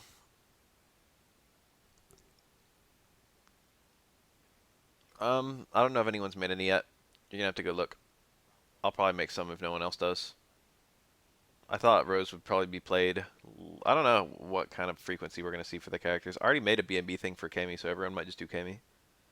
I expect Kami to be more popular than Rose and Sakura, but I thought it would be pretty even, to be honest. I figured it'd be a decent number of all three, but it might just be a slew of Kamis.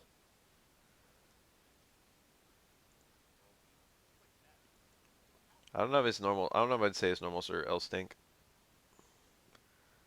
Um, he's fast. He's got fast normals. His sweep is pretty quick. His crouch fierce is really quick for a heavy. It's tied for fastest heavy. Um, stand fierce is not horrible, although it used to be better when VT1 was better. Um, Stem Runhouse is actually really good.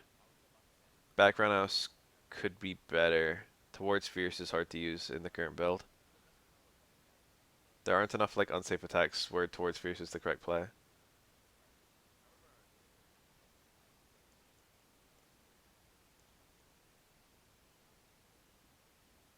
You can play the week 1 characters in losers, and that does not count grand finals. But you can play Ryuken Akuma in losers bracket if you want to. And we're going to keep on adding more and more characters, so the winners bracket's always going to be whoever the focus is. But the losers bracket, you can pick anyone who's been revealed so far, which right now is 6 characters.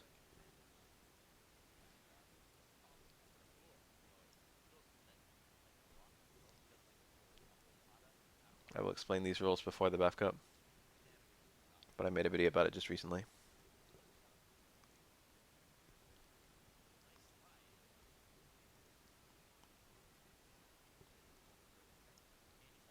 I love that setup because you get so much V meter back. Look at Ed's V meter. He's almost got a V reverse again.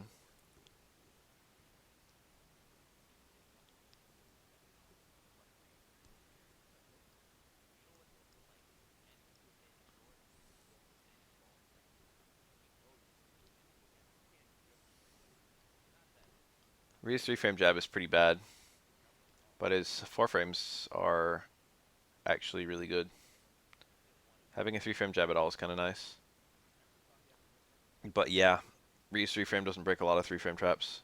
Like Sakura stands strong low forward, to give an example for a character I play. That should get beaten by Ryu stand jab, but Ryu stand jab just whiffs against Sakura low forward from that range. It doesn't have the hitbox to beat it. So,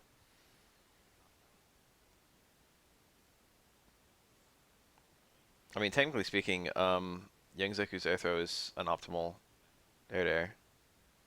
And also, technically speaking, you can combo it from a jump strong. It was the X1, I think. Might work for regular ones too, but technically he has an air cancel like that. But the main reason he has that move is because, you know, Guy has that move, which is why it's a special move air throw and not a air throw, like light punch, light kick, air throw. It's because his young form is supposed to have a bunch of Guy moves.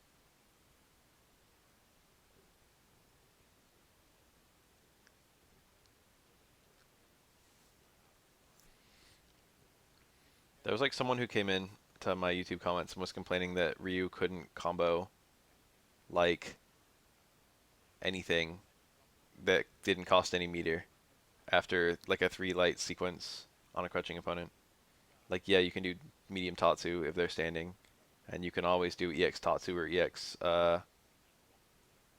Fireball. But you can definitely always do EX Tatsu. But there's like nothing you can do on if you've got 3 light normals, there's nothing you can do after the third one if they're crouching and you don't have meter. One, that's such a specific scenario in the first place. But my main beef with what this guy was saying was most characters can't do 3 lights at all. I was like, just do 2 lights and then you can do a DP.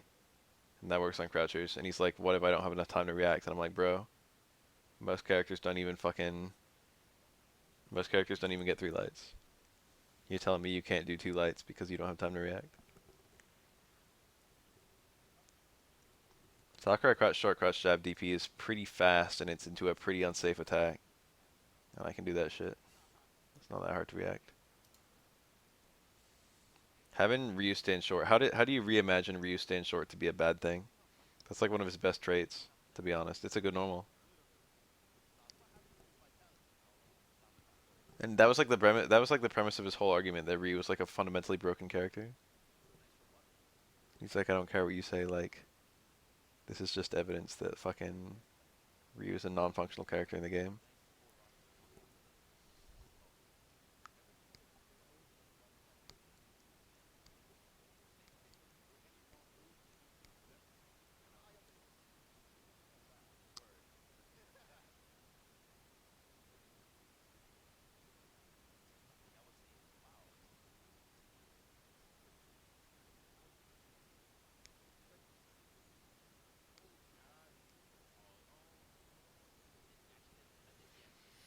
EX Horizonto, I don't know. EX Flip, I don't know. Run, probably not. Generally speaking, I don't even remember if projectile immune stuff dodges Ed's charged V skill. I think it does. I don't remember if it counts as a projectile or not. So Fong's VT2 it buffs all his special moves. So Tojas get more juggle potential, I think. I don't remember what they actually do. They get more damage, but they definitely get more juggle potential too. His mine launches, that's like the main thing. VT2 Fong has a launching mine. I mean, technically speaking, the light one always launches, but the medium one and the heavy one launch in VT2. And they launch in a way that you can just juggle. And it's not too hard to combo into the medium mine. You can combo into it from stay medium kick, which you can actually get from a lot of his routes.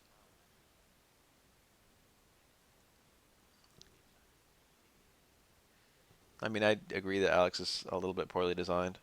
Alex is like such a weird grab bag character. His tools don't have any sort of synergy whatsoever, but I think that's what they were actually going for, if that makes any sense. I think they wanted a character with tools who had no synergy. He's got like a butt ton of special moves and they don't really do anything together. That was like more true in 3 than it is in 5. There's like a little bit of synergy with his special moves now, but not a lot.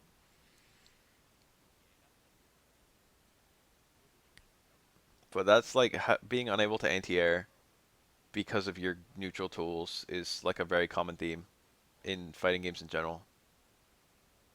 Like, that's not like exclusive to Alex. You can see that with Ed, no problem. Ed's good neutral tools are really weak to jumps. You can see that with literally every fireball character. Ryu can't throw fireballs and also fucking, like, look to anti-air. There's nothing wrong with that. If that was, like, someone's beef with Alex, I'd be surprised. That's, like, the premise of, like, a ton of characters in a ton of fighting games. That's, like, the whole, like, premise of risk-reward.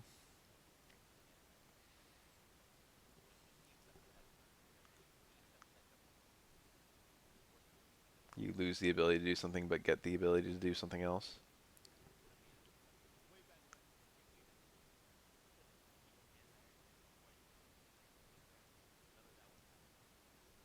Wolf Crown. I mean, it can be done wrong. It's not like Alex is great at anti-airing. He's okay now. He used to be a lot worse anyway. He's still, like, low end. And I wouldn't say he's good in neutral either, to be honest. The only really good neutral tool he has is that towards Fierce. And that's only really good if he's next to you. Although it is good. It is a very good tool.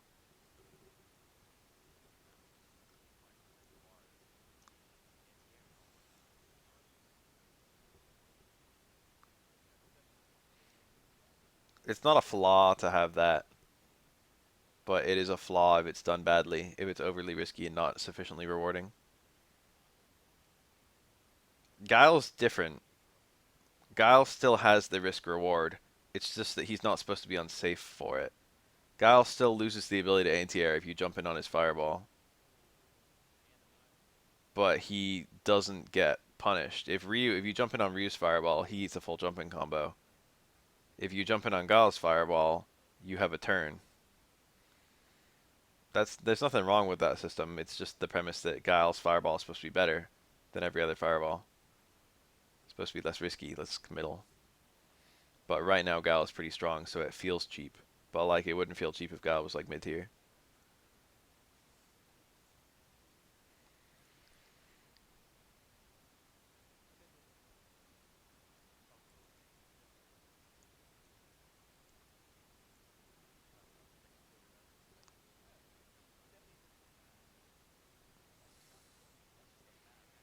People in general just describe a character and then say why it doesn't work if the character is currently low tier.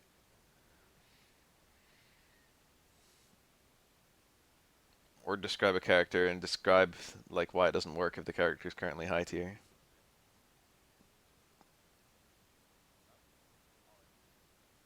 But there are characters who are like doing fine, who aren't too broken and aren't too like weak. Who have things that other characters don't have.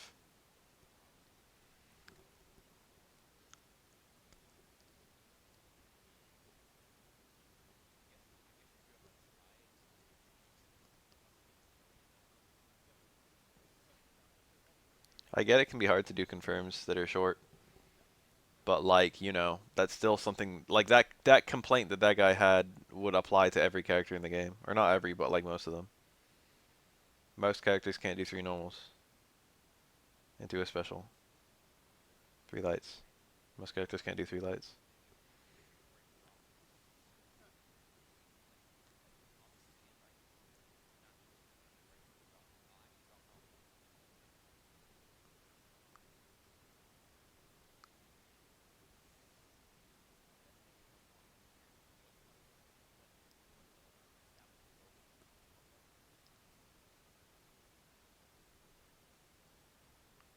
I could fix Alex in like 2 seconds. The very first thing I would do is add back medium kick, and it would be his knee from Street Fighter 3, and it would be 5 frames. It would be a 5-frame medium. It would basically be almost exactly Nash's knee, his back medium kick. I would give that to Alex, and it would be just an enormous step in the right direction for Alex. I would probably make his command grab 5 frames too. Whoa. He went for the Ikinaga combo. It's pretty aggressive. But he already used his bomb, so it's not like he needs the kunai to confirm a trigger. I mean, bomb, his thing. Shuriken.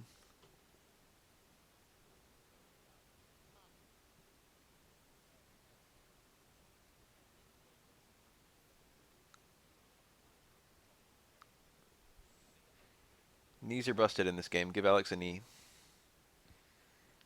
Name a knee that's not broken. Old Zeku medium kick. That move isn't broken. It's just okay.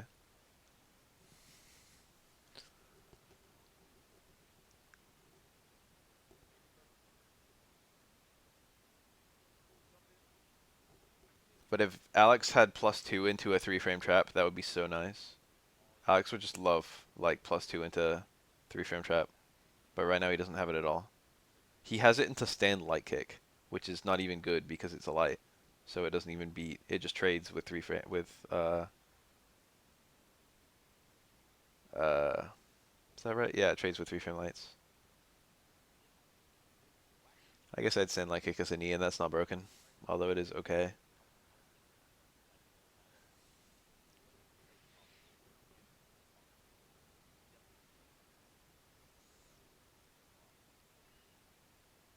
Yeah, for some reason it's okay for knees to be 3-frame normals. Like Rashid and Bison, they have 3-frame knees as well. I don't really know what part of Bison's foot is hitting you with the stand light kick. It looks like his knee. Weird looking attack.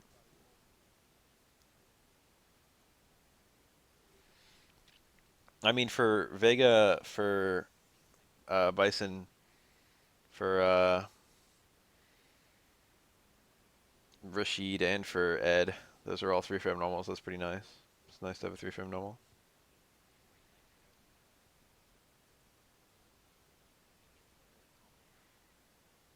Look at all that white health, man. There it goes. GG. Went from doing really well to losing.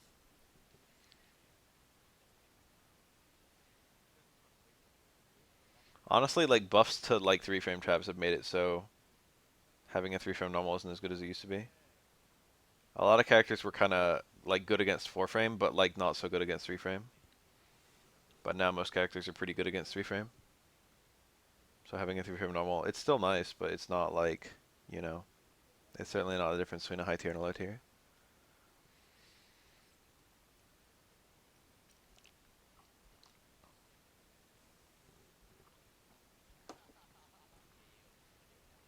If you don't have to walk, +2 into a throw is a 3-frame trap. And there's a lot of characters who have that.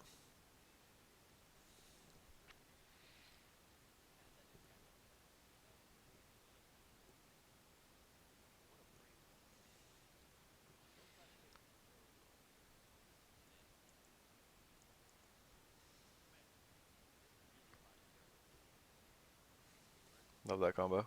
Look how much it does. I don't remember it being that strong. I guess it's Buki health.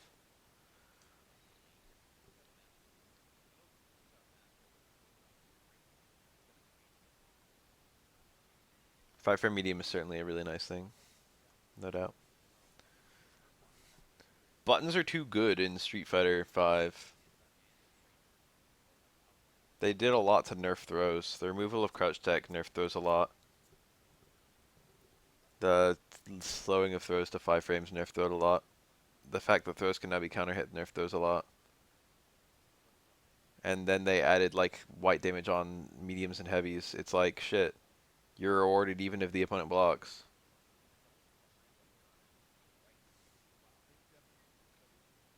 Offensive EXDP. That was pretty wild actually. The dead minion just pulled that out. I've never seen that work in Street Fighter 5, or very, very rarely. Maybe only a few times. This is probably not even going to kill, but I kind of like that he did it.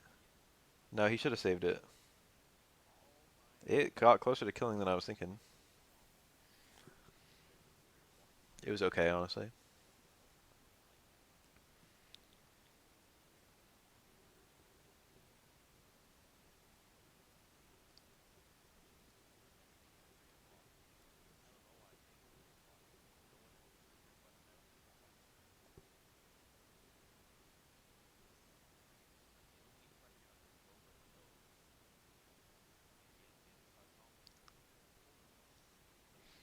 Ibuki can throw Kunai Kinaga into almost any combo she has.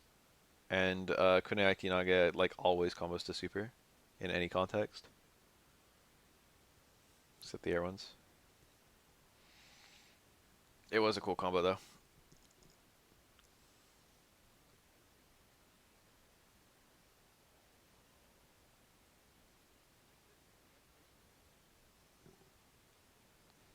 Jump in scenario EX kunai should be a good response to V-skill in any context. That was kind of good. Not sure about that Virus. He might get it back. He might not. The thing is, if Ed uses like a super, Ibuki's already dead. And just like a decently strong, like an Ed stand strong combo will kill Ibuki almost. If he uses one bar, it might just kill her. So using that Virus, now he sees two, is just like committing to the fact that he's never going to get a trigger this round. But like a trigger would be like a 50-50 to kill Ed at this point. 50, like, oh, that's death. Ibuki's V-trigger is a guaranteed +2. It's tricky.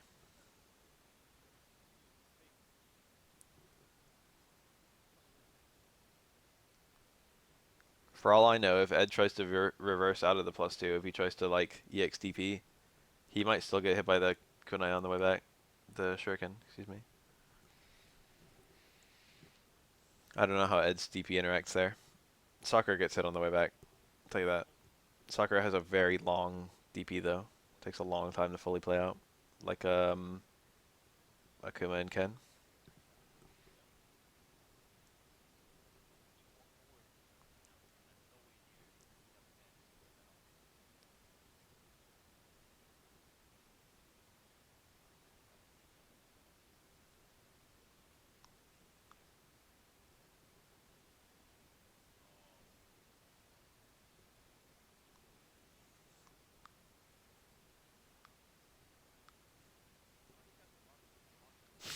That sounds like my kind of thought. Really bad features for fighting games to annoy players. I really like the idea of the opposite of quality of life. Something very funny about it. That's the premise of the game I'm making.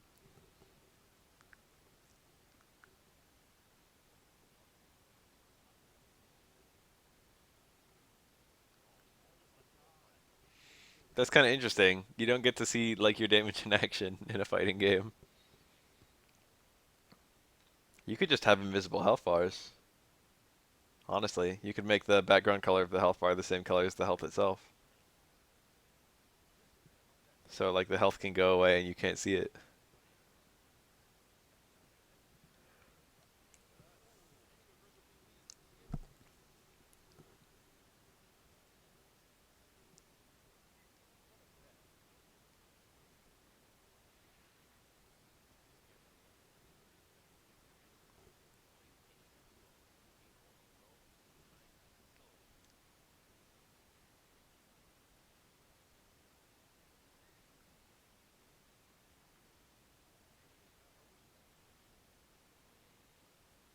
How about both players can adjust, or how about how in Street Fighter 4 players can adjust like the time in ranked?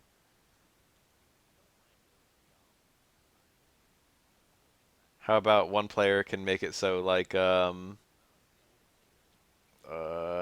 you know 30-second one match, one round, and then they can just pick the most defensive character.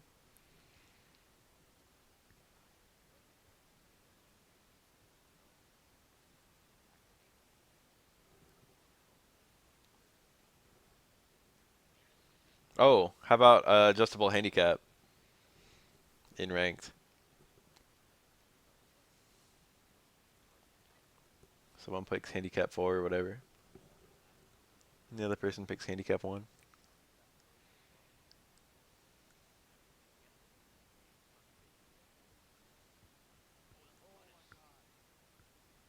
Alright, I've got it. Either player can pause an online match. How about that?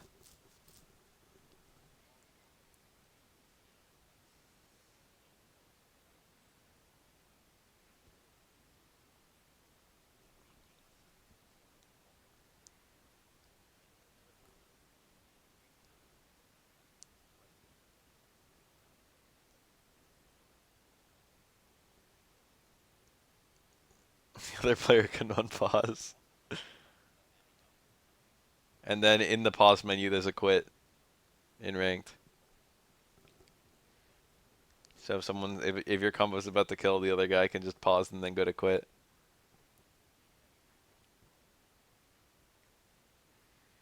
I think the way that Melee is played on like GameCube emulation, right? On Dolphin or something. Melee is played online, and it's just the game just treats it like it's local, so both players can pause.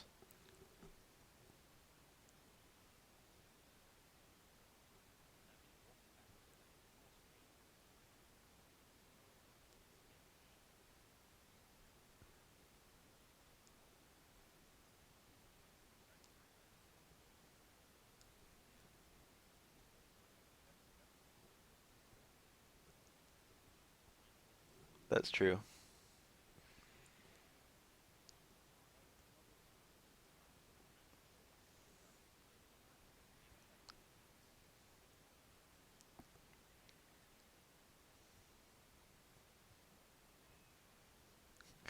A win button. I had the idea of like a drag race fighting game where it's just a timer counting down, and then both players try to hit the win button as fast as possible, and whoever hit it first, um, they win. The great thing about that fighting game is there's absolutely no randomness and there's absolutely no chaos.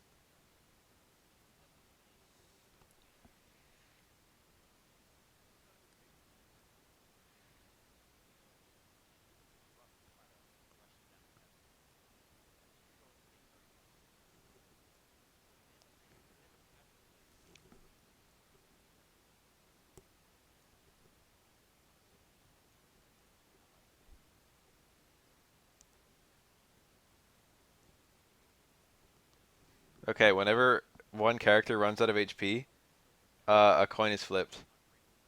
And then if the coin is heads, the character actually dies, but if the coin is tails, then the character comes back to life.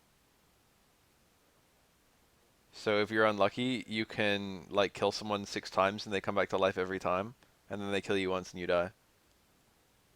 How about that?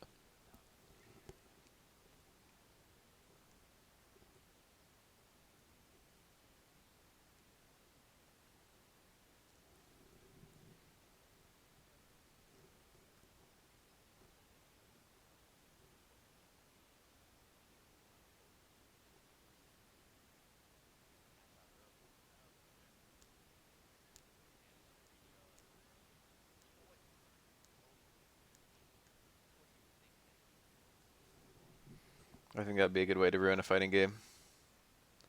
Pff, add critical hits, like Pokemon. Make it so like every time you do an attack, there's a 1 in 20 chance the attack does double damage. And that applies to every attack. So if your super does double damage, you get like an 800 damage super.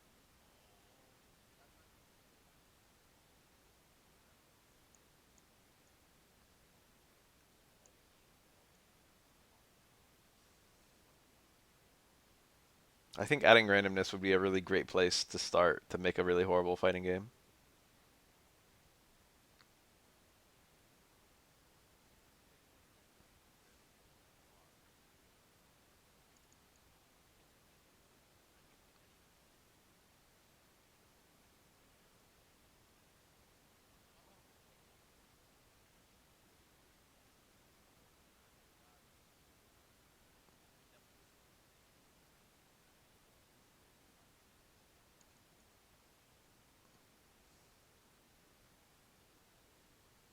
Technically speaking, Shingo had critical hits in King of Fighters. Although, to be 100% honest, I'm not sure if they did anything different from regular hits, other than freeze the screen longer. They seem to all do the same damage. Foss RNG is just fine. So is, what's her face, Shenko. It would be nice if it showed you on the bottom of the screen or something what Foss was going to pull out next. I'd probably prefer that, but I don't think it's like broken or anything.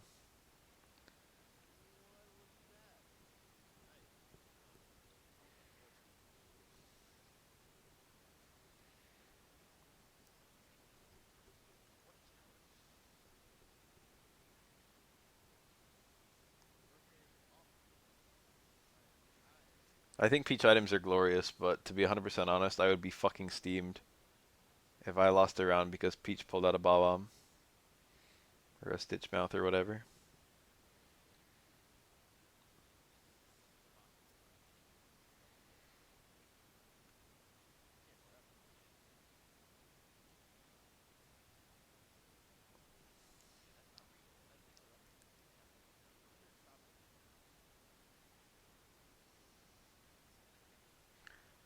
Critical hits are not as bad as they used to be. Critical hits do 1.5 damage now instead of 2 times damage. Like, they still suck. You can still have matches decided by crits, but it's not really as much of a thing anymore.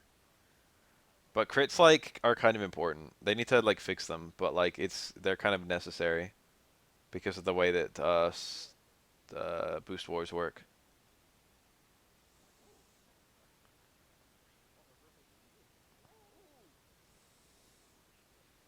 If two people are, like, calm mining up alongside each other, one of the they'd like still do the same damage, but neither one can switch out all of a sudden because then they got a massive disadvantage. So it turns into a massive PP war. And one of the ways that's circumvented is that crits does damage despite enemy boosts. So it'll be a crit will be calculated with your +6 attack and the opponent's neutral defense, or whatever.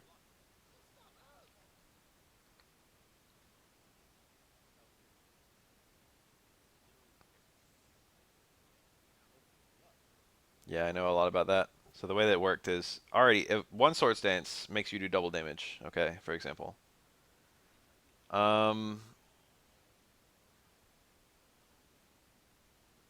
crit makes you do double damage. They don't stack in Gen 1. So a crit will do the same damage as an attack with one sword stance. But then also if you have two sword stances, your attacks do triple damage, and crits do double damage. So if you have two crits, if you have two sword stances and you crit, you'll actually do less damage than you're supposed to. Buggo will continue eventually. And yeah, Persian with Slash had like a 98% chance of critting. Because crits were based on speed and Slash had an increased crit rate. And Persian is fast.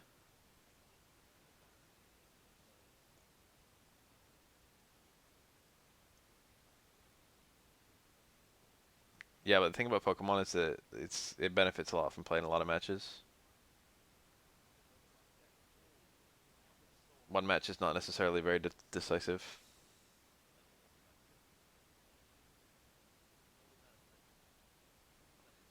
I know more about Gen 1 than the layman.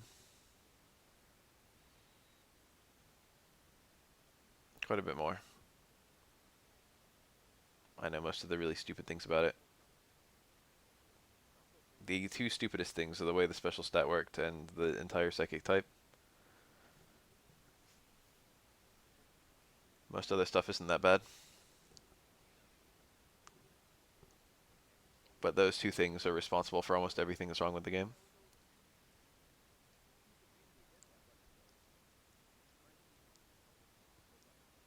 Toxic plus Leech Seed is pretty funny.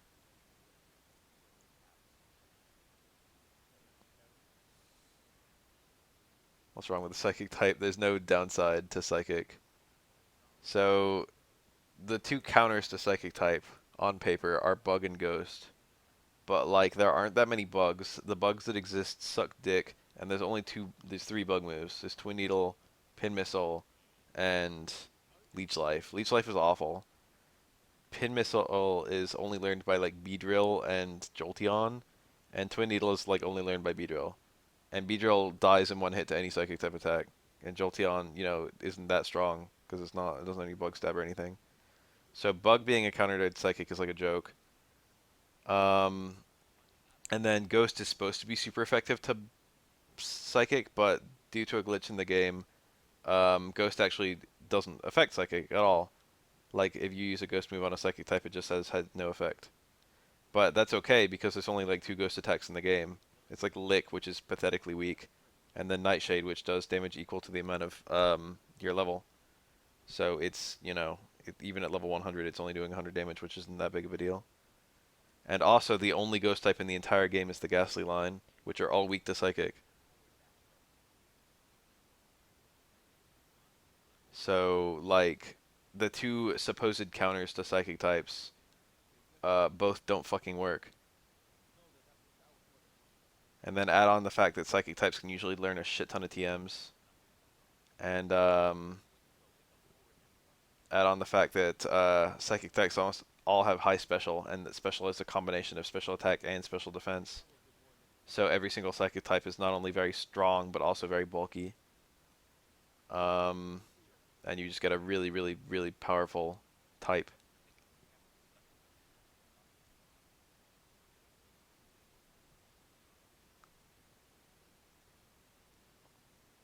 That's why Mewtwo and Mew being Psychic was such a big deal. Is because they didn't really balance Psychic well at all.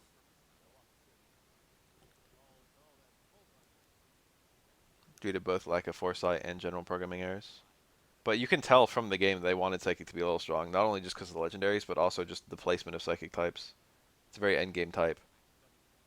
You get like a couple Psychic moves early on, and then you very slowly start creeping into like Psychic Mons. The actual counter to Psychic types is probably like Chansey would be the most appropriate thing. And it's not like Chansey beats Psychic types, it's just fat. Most Psychic types can't break it. Only like self-destruct from Executor or something.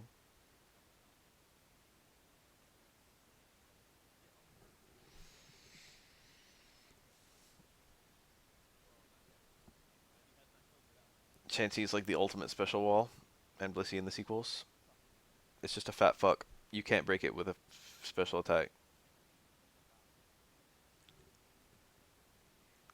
To be honest, like, Toxic on Chansey is okay, but Toxic in Gen 1 turns into Poison if they switch out, so it's not that good.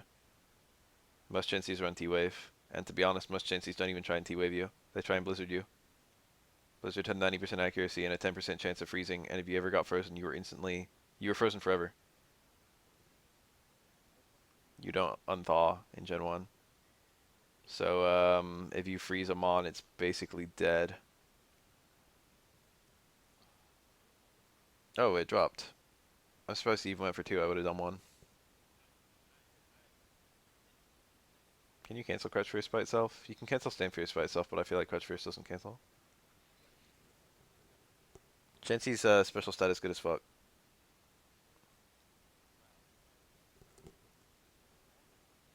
Chansey's special stat is really good, and that means good special attack in Gen 1, but it's in Gen 2 and beyond, Chansey's special attack isn't that good.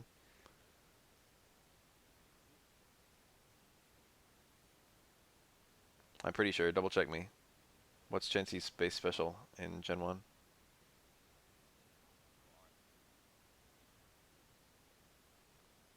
The thing about Blizzard is that it's only 8 PP. So the chances of getting a 10% freeze with a 90% accurate attack with only 8 PP, I mean, they're okay, but you probably won't get more than 1 freeze. Ice Beam, on the other hand, had 16 PP, so a lot of people just ran Ice Beam.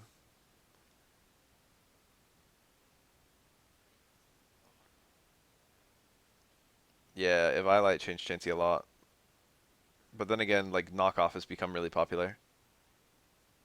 And if, like, you know, if a Chansey gets knocked off of Eviolite, then it becomes a lot more useless.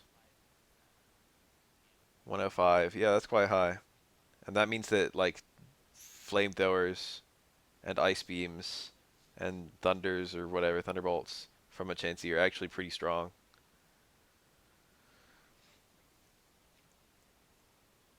But it's used against other Mons with high special, so you don't really see that much. You usually just see it trying to status and be fat. What's funny is in Gen 1, Chansey actually doesn't learn a healing move, but there's a TM that can only be learned by Chansey and Mew, and only Mew because Mew can learn all TMs. And that's the healing move, it's soft-boiled.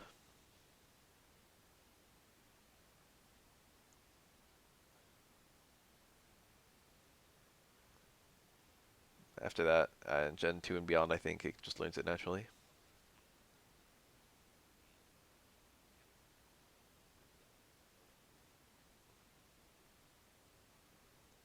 Power creep has made Chansey and Blissey a lot worse.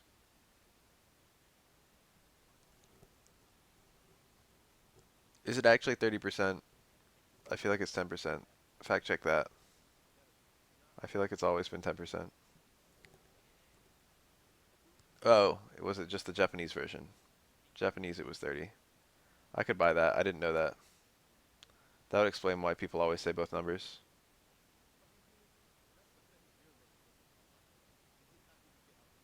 That's pretty brutal.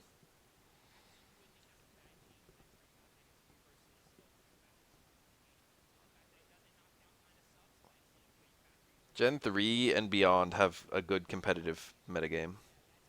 Gen 1 and 2 are both horrible. 2 is actually even worse than 1.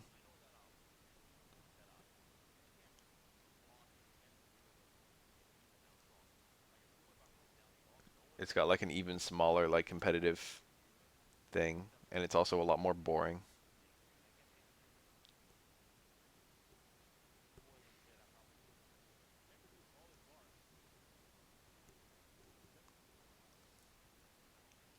Snorlax, Umbreon, I think is somewhat common.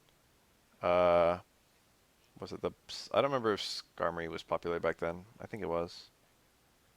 Starmie, I think was used. Fortress was like the only spiker for a little while.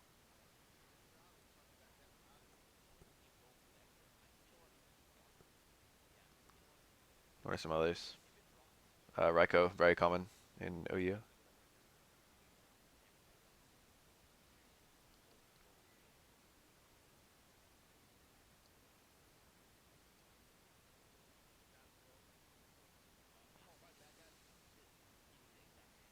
Cloyster had spikes in Crystal, but when Gold and Silver came out, it was literally only Fori. And then Cloyster got it in Crystal and someone else, I think. It might have been Quillfish. There were like a couple mons that got it.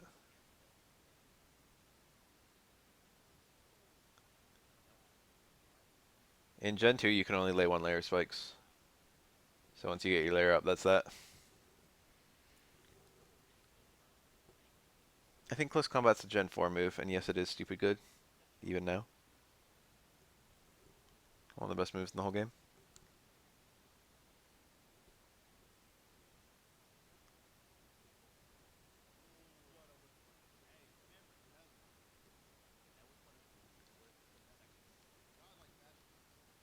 Remember when Bite was special?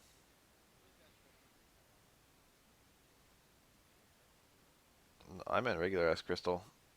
Technically speaking, Cloyster had spikes in Gen 2, but not at release.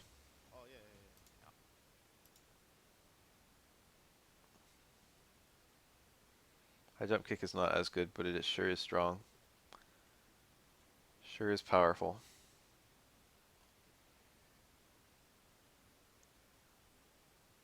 It sure does a lot of damage.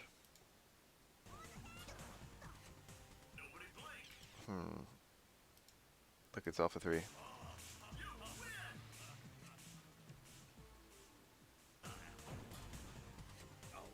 Cloyster's like one of the most slept on Pokemon in all competitive, I feel. It's been strong as fuck in every gen. It's got such an interesting like tool set. It's such a weird mon. It's a lot faster than it looks. It's like base 70 speed. It looks like it'd be this big fucking lump that just sits there and does nothing. But actually it's really, really quick.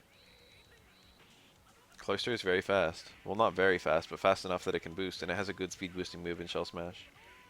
But like Gen 1, it has Ice Stab, and like, I think it had OK Special, but it's like, you know, it's a very physically bulky water type. And then in Gen 2, it had Spikes. It's had like a weird niche in every game.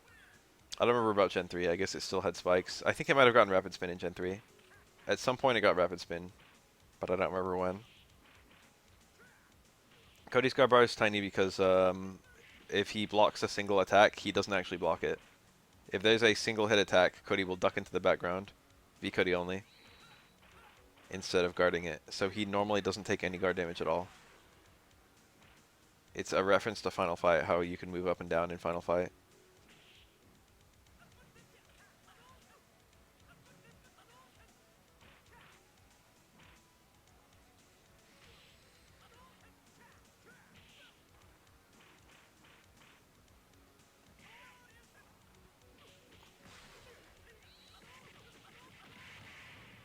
A5 special is a decent amount. And then in Gen 4, I don't remember. At some point it got Skill Link. And when it got Skill Link, that's a pretty good ability. It means multi-hit attacks always get 5 hits. Which Cloyster has a good multi-hit stab attack in Icicle Spear. And then also Rock Blast. And Ice and Rock actually have pretty surprisingly good coverage. They only don't hit Steel, I think. But like Cloyster, most Steel types don't resist water.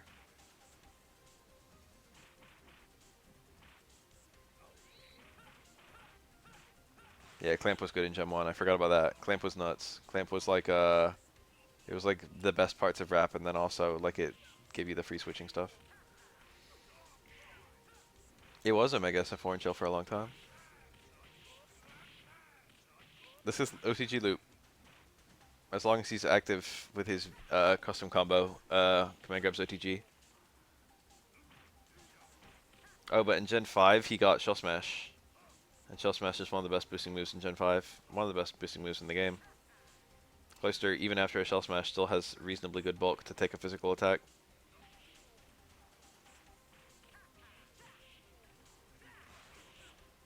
It's like a good hazard setter. That time. I can't believe he made that time over win.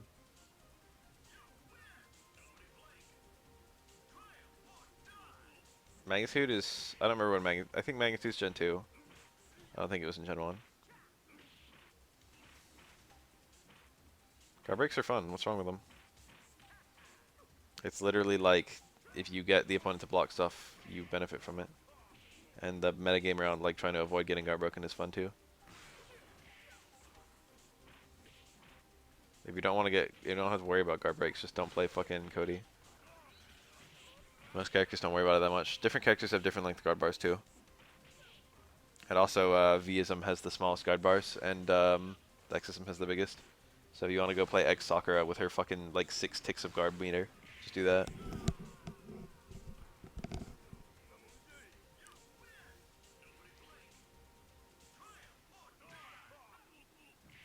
It's not like X Sakura is a bad character either.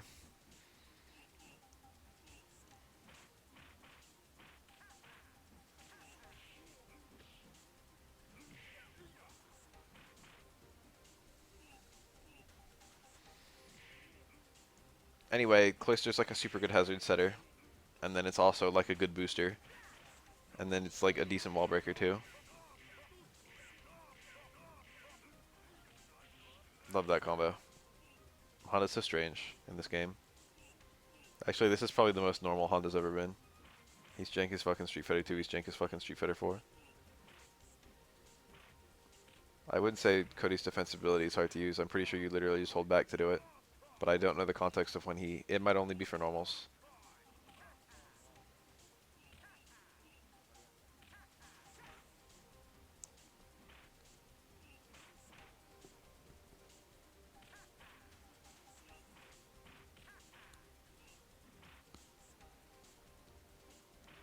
Mids. Okay, only certain hitboxes.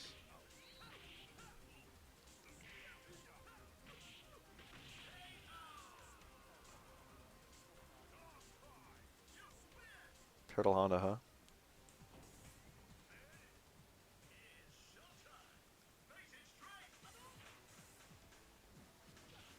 This game's combos are very jank and weird.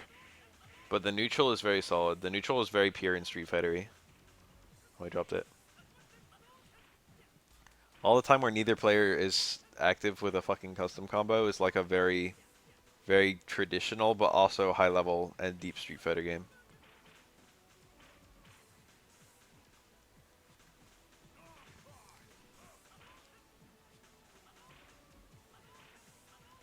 But then someone activates a literal win button. Like right now. These combos are quite cool though.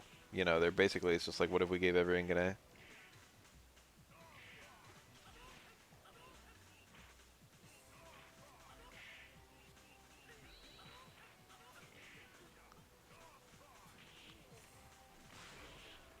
The 0 counter.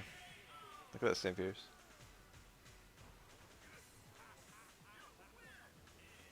Custom combos are fun to do. I don't know if Honda's that good. I think he's okay. But memory, I don't remember where Honda is on the tier list. Most combos in this game are short as fuck. In fact, it's very common to see one button punishes. It's very common to see people just punish stuff with sweep. Or stuff like that. Punish it with normals. Punish it with a single normal. It's only the custom combos that are really ridiculous.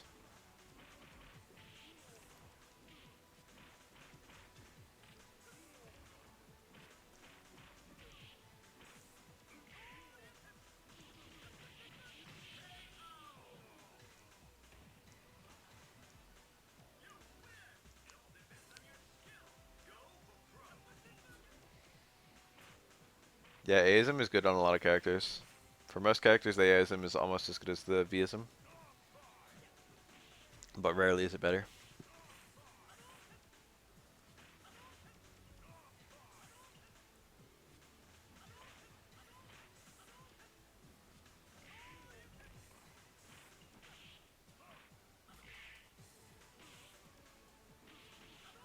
We don't time out anyone here, unless they're a robot. It was like the frame before he landed.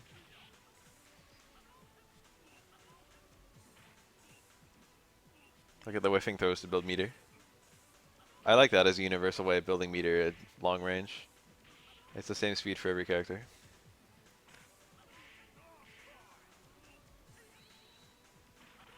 I hate supers that are neutral tool, to be honest.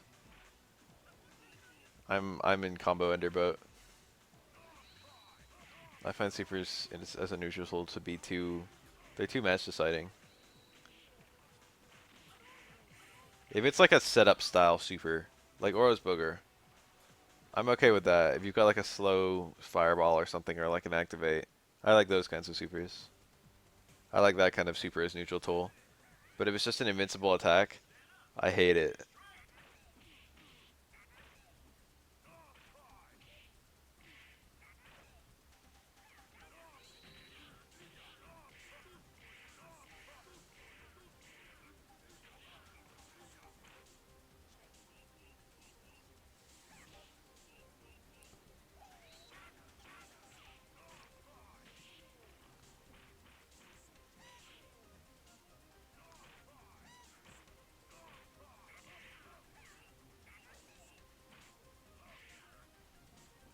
Oh no. Idon's cool in this game. He's got funny looking Vism combos. I usually see the other two Adons actually, even though V Adon is the best one, I think. A lot of people pick X Adon because it's extremely strange, or A Adon because I don't know.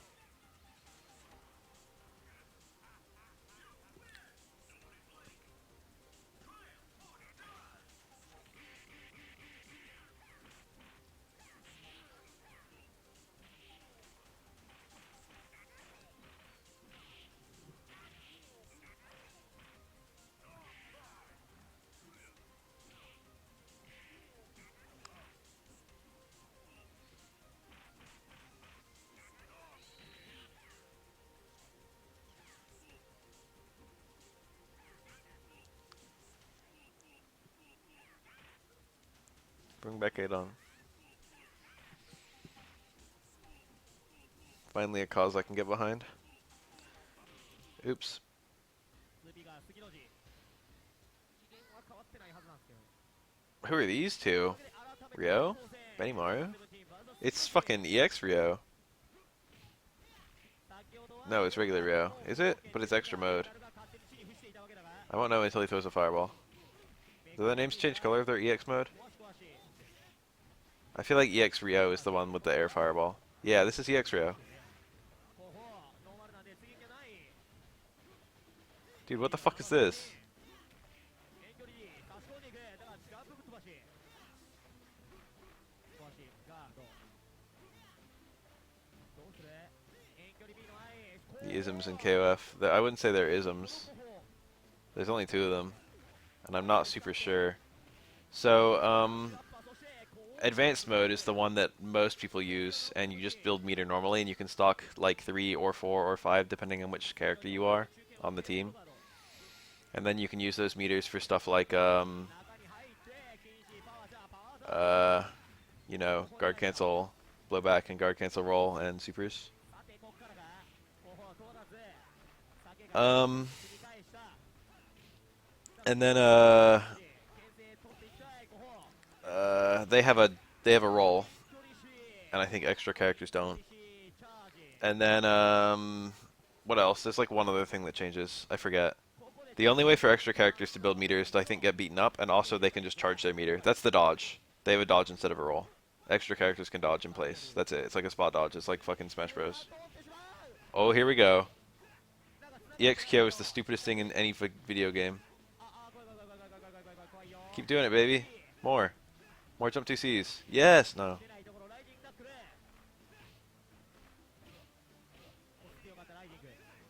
Yeah, EX is S groove.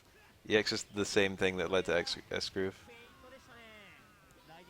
A lot of characters have little changes in EX mode too. Extra mode. Yes. Yes. Correct.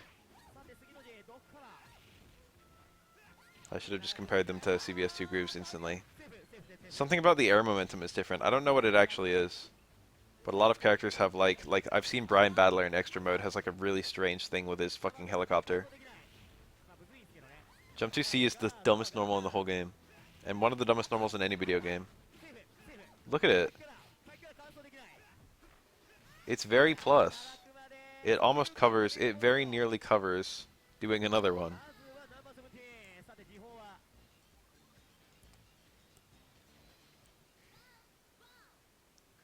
Maybe something about the jumping or hopping is different in extra mode.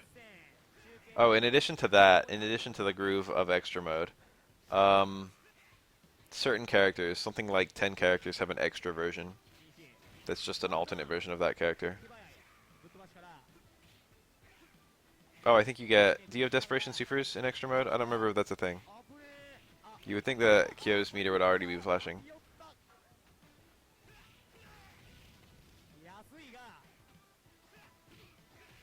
That's... Yeah, he's got flashing health. So if you're... I think if you have sufficiently low health in extra mode, you get free supers.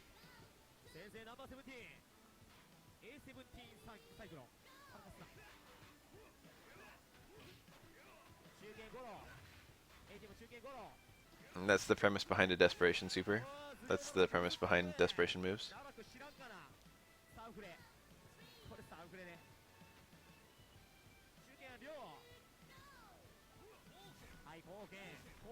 Anyway, this is, I'm pretty sure this is EX Rio.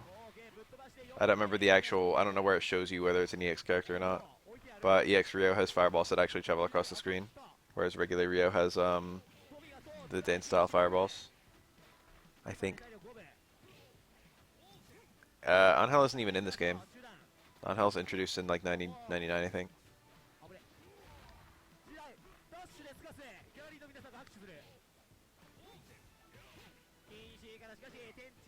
We've been seeing something that looks like it might be an infinite, so maybe.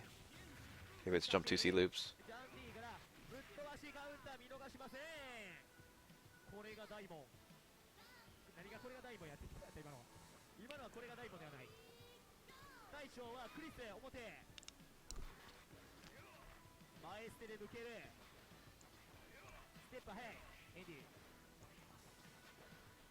Those little hops that he's doing with that, it almost looks like a forward dash. It looks like the EX bar gets shorter depending on which stage character you are. So it's you get more supers the deeper you are in the team with extra mode. Most people seem to pick advanced mode, so it seems to be the better one.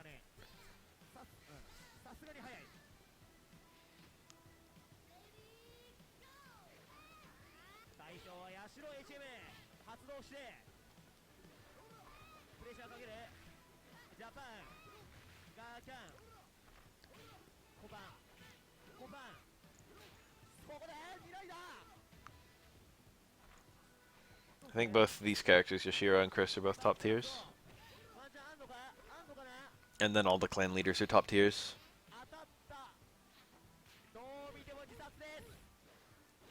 Kyo, Iori, and what's her face? Chizuru.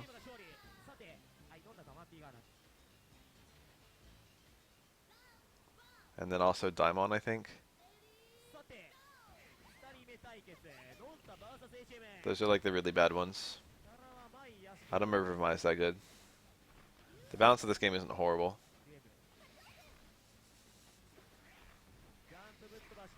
So you can really make a lot of different characters work. There's only a few like really actually bad characters. I think Lucky Glibber is bad.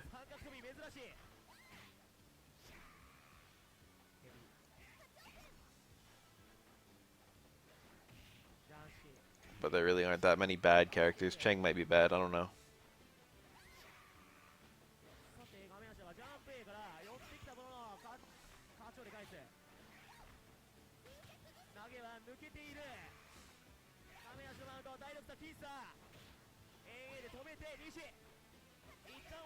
Is this the card guy? No. Oswald is the card guy. He's not for ages. He was added on with, I forget what team he's on.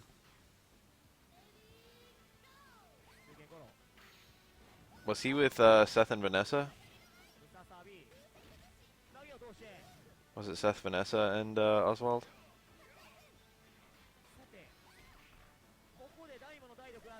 We got Vanessa and Oswald in KOF 14 now. When are they gonna add Seth? I like Seth.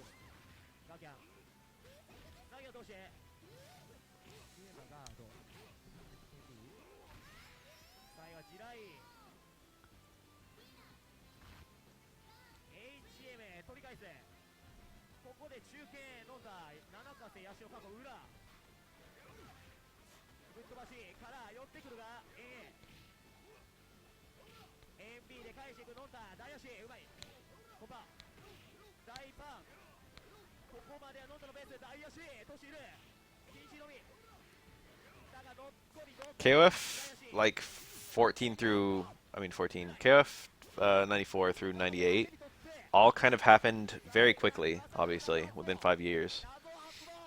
And they happened in a period where a lot of really bad fighting games were coming out. And they kind of took the best parts of every, like, 2D fighter. Like, no one was really sure what, like, the standard features of 2D fighters would be. Like, what were just, like, things for particular games and what would be, like, you know. Oh, look at all this damage.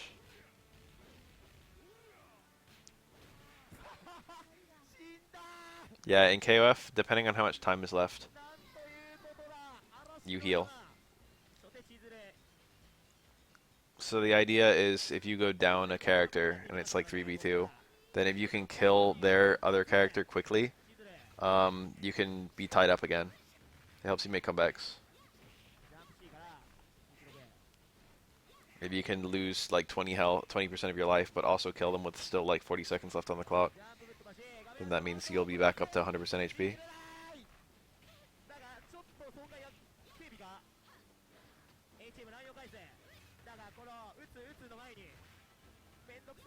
It works pretty well. It's been in like every KOF game.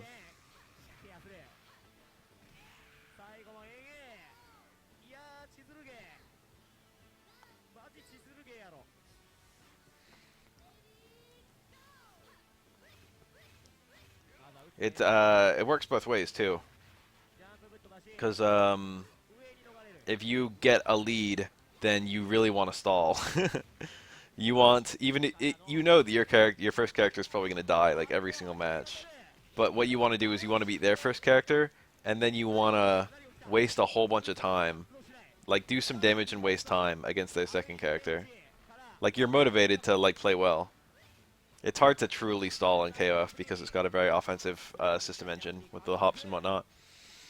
But like you want to do as little. You want to like you want to get some combos going because you'll waste time doing those combos and also you'll do some damage. And if you can do enough damage and waste enough time with the combos, then when your second character comes in, then you're only going to be fighting a character with half health instead of a character with full health. So it provides a good motivation for both players.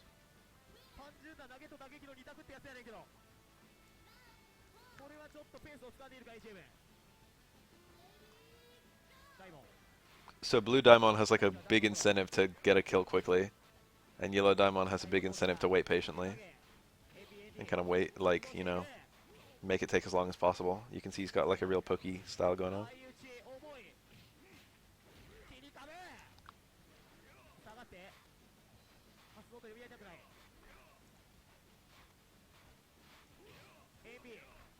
Blue Daimon only needs to do a little bit of damage. He'd like to do it soon. But, oh, the parry. Only 20 seconds left, so Blue Diamond won't even be at full health. He'll have like a good amount, but it'll probably be like 70%. More like 60%. That was really good of the Yellow Diamond to like make it take that long, and to do that much damage in the meanwhile.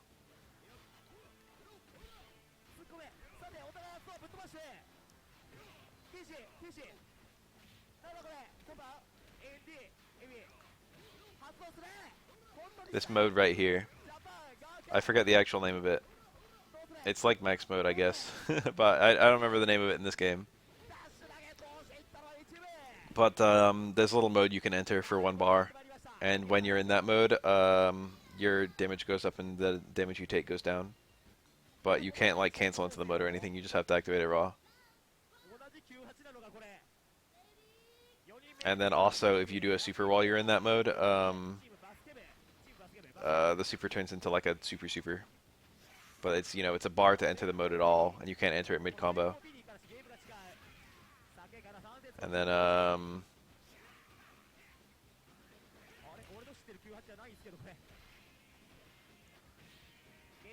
there's a Lucky Glober on this team. And a Brian. What the fuck? He should just run Heavy D and have the whole team. Heavy D's like the good member of Team USA Sports. Oh, but if it's 2 bars, and the first bar is like not, it doesn't confirm the second bar. But like the super just do quite a lot of damage.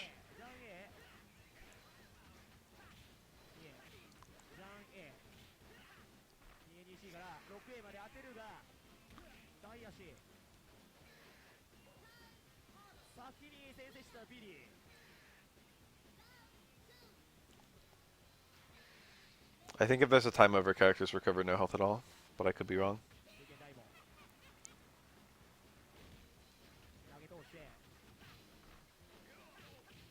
I could have looked at the health right now and seen. That's the super mode, and this is a super. This is gonna fuck him up. He's probably dead.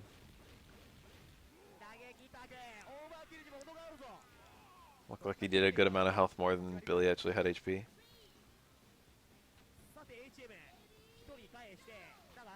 EX Brian is nuts. I'm hoping he does some nuts stuff. He has some really stupid looking attacks. I've only seen a few EX Brian. There we go. How about the full screen carry on that? Oh yeah, you can combo that too. That combos into his like stay and C. You literally get like full combos out of that. EX Brian is such a meme.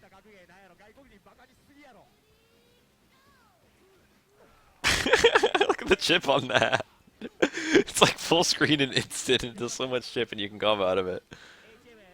EX Brian's not even that good of a character, that's the funny part. He does have nice-ish confirms. His normals are kind of awkward.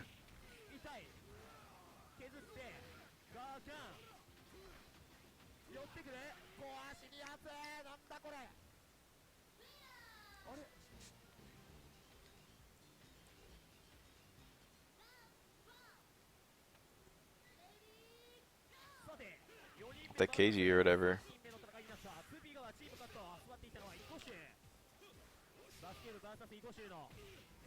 We might see Lucky yet.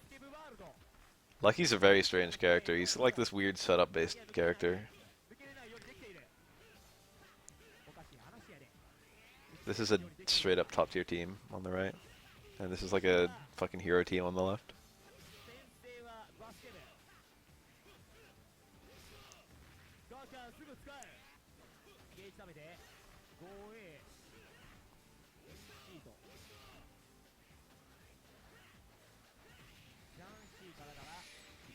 KF has a lot of characters because it's a very long-running series, and because it's a team game, they need to have like a pretty big character pool. Also, it's got quite a lot of storyline, although I wouldn't say that a lot of people are very invested in it. But like it's more elaborate than Street Fighter story, and characters have like relations, and those relation characters, those like fucking sisters and brothers and fucking friends often become playable characters themselves.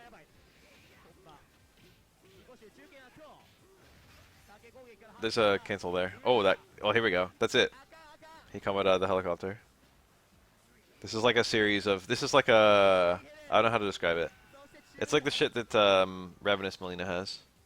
It's a command grab series. It's like Tekken. You get like a command grab and then you do button sequences to get more command grabs, except there's no break. You already dead. Yori's still alive, I think. I mean, he's still in every game, and I don't think he died in lore. He had all his power stolen for a little while.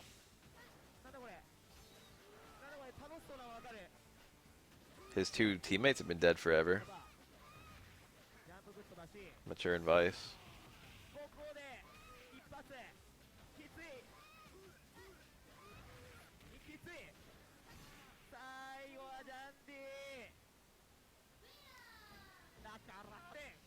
Dude, I'd take it back. We're never going to see this lucky. Because this fucking Brian battler is too good.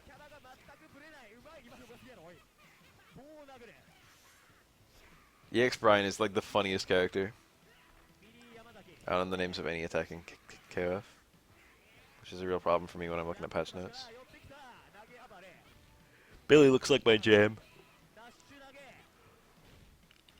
I play this character in this game.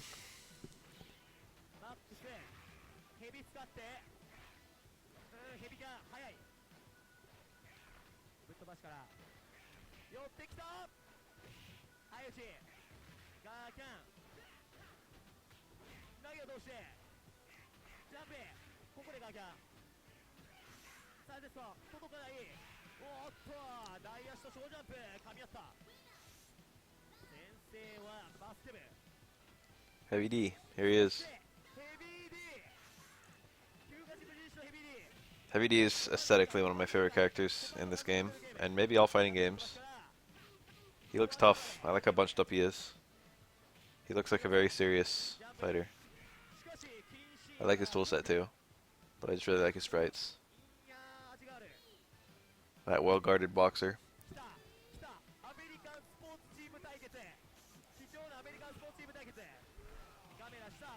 I like how I can cross up.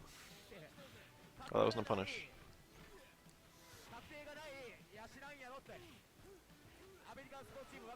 Heavy D has this special move where he like kind of swings both of his fists, but it doesn't really have like a. It doesn't really have like a. How do you say? Like it doesn't have a hitbox. It doesn't do anything. But his next special has like it's like an EX move almost. It's like he has a little activate that makes it so his next special is enhanced.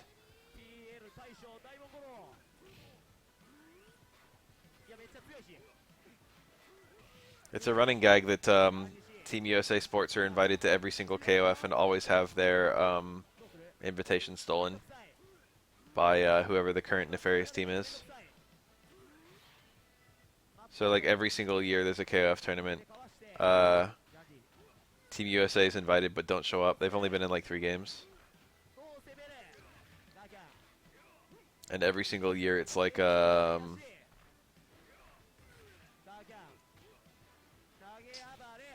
the team. There's a weird mechanic in this game. I'll talk about it in a sec.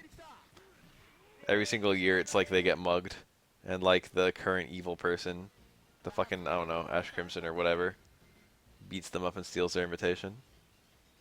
So it's like a running gag that the fucking Team USA Sports always gets beaten up. They always get mugged. And that's why they're never in any fucking KOF games. I feel bad for them. Okay, so if you have good compatibility with someone, the left team sits in the back on the left side, and the right team sits in the back on the right side. And if you get grabbed in front of your team with one of your team members that you have good compatibility with, that team member will jump out and save you from the grab. It's like a super strange mechanic.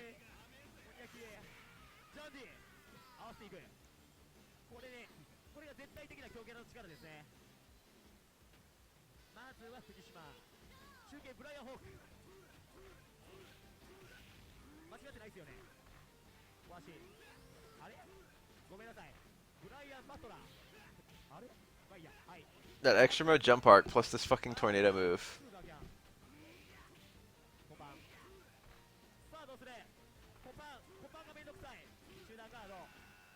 That fucking low B that goes that far.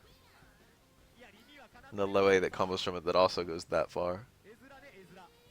The stance that leads to full combos.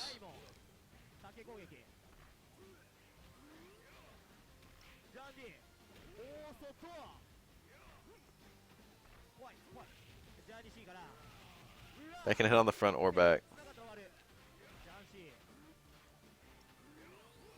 What's really funny, we haven't seen it yet, but Brian Battler can jump straight up, and then he can do that little helicopter on the way up. And if you do it at the right timing, you get like the biggest coward copter you can ever imagine. Like Brian Battler disappears off the top of the screen, and he literally stays gone for like 2 whole seconds. He like shoots way the fuck up. Like picture fucking Rachel Alucard using fucking all her wind boosts upward and then like double it. Brian Battler can just disappear off the top of the screen if he wants to. Like the screen can't scroll far enough to like keep track of him. You can use it to time people out if the time is almost fucking, if the time's almost gone, you can just shoot off. It's like later.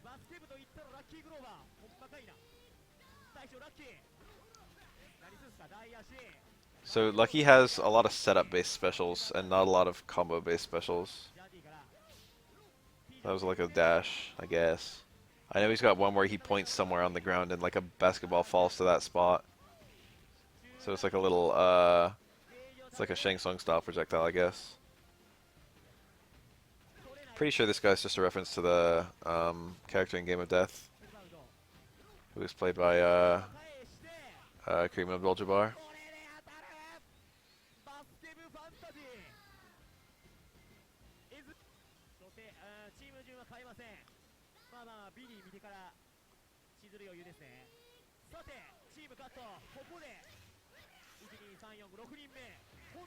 Brian.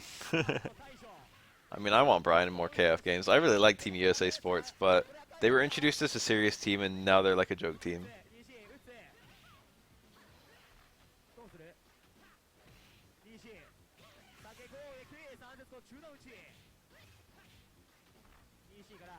I think Lucky is usually considered to be like bottom 1 in this game, so it's kind of weird to see him on any team.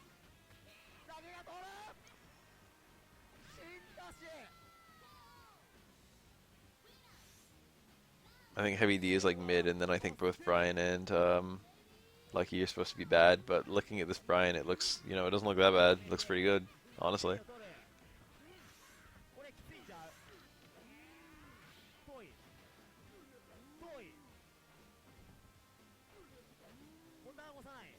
Even the idea behind Team USA Sports is like a bit stupid. That's probably the main reason they don't come back.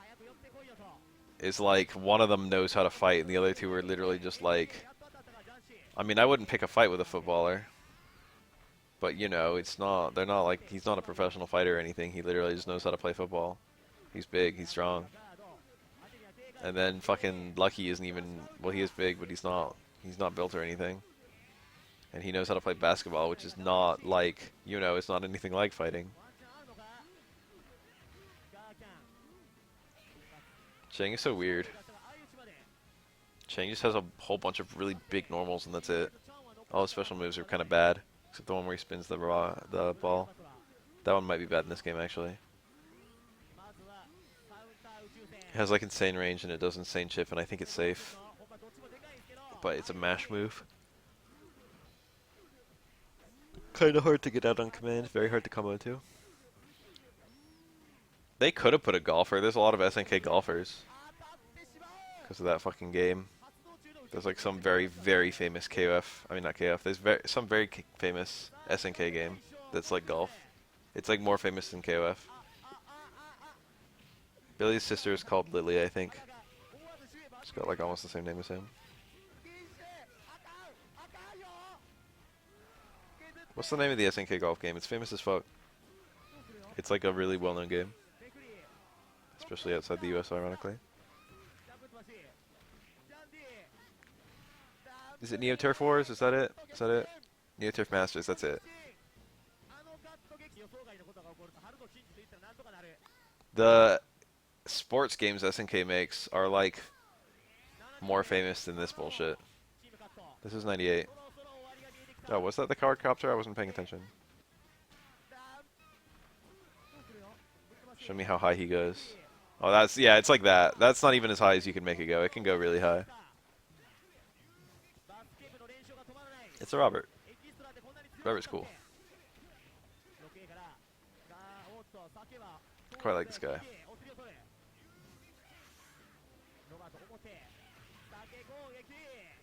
Is that Duck King in the background? Did he already exist? When did they make Duck King? Then I see that fucking guy from Fatal Fury or whatever, waving the fan. I see Mr. Big back there.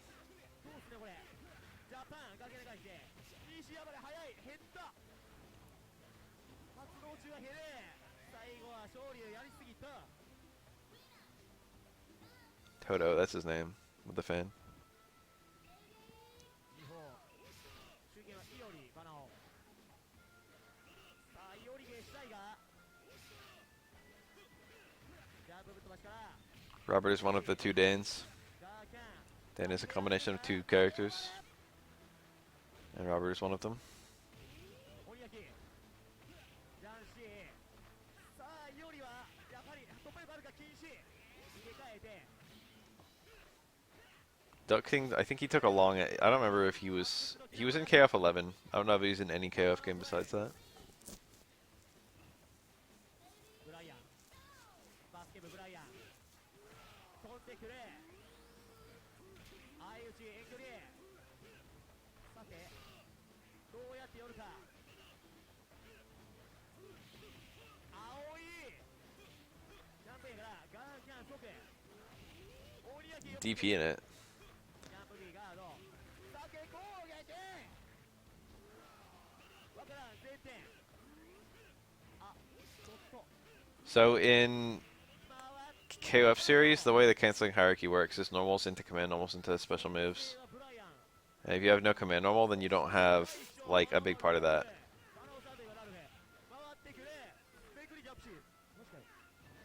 You can only go like normal to special, which is kind of weird and bad in this game. Ralph is one of the only characters in this whole game with no command normal. And he didn't have a command normal for a long fucking time. I don't remember when he finally got one. He has one in 13. But like not having a command normal kind of sucks. There are a few characters without command normals. It's not like super rare, but it's not super common either. There are a lot of characters with a kind of bad command normal. Benny Mars command normal doesn't combo. So if you do like stand B, so if you do stand D into towards B, it's not actually a string. It's not a sequence. The absolute perfect command normal in KOF is like an overhead by itself, and then like combos from heavies or even from lights in a chain, and then cancels when comboed from buttons in a chain. That's like your perfect command normal. Those are the things you want a command normal to do. You want it to be an overhead, you want it to combo from your buttons, and you want it to cancel when comboed from your buttons. You got a lot of, you know, there's a lot of everything. There's a lot of every combo. Look at these spot dodges, he's being really aggressive with it.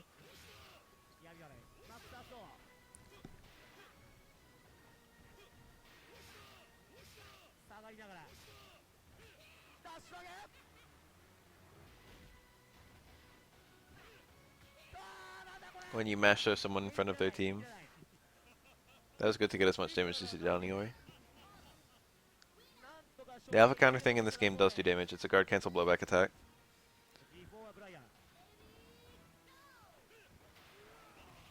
It does a very small amount of damage, but I think it can kill. But it's a very small amount. It's not a lot.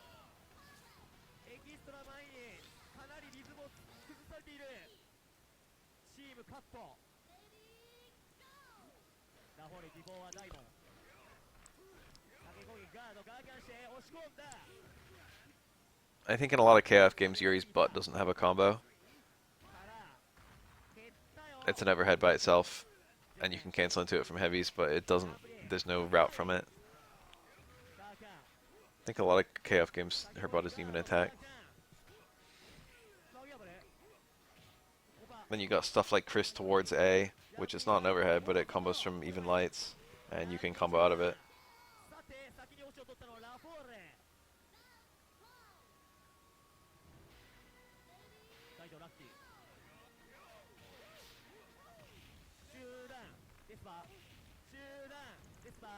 What's her face? Blue Mary. She's got like a towards B that's like 2 hits. She kicks you in the middle and then kicks you in like the feet.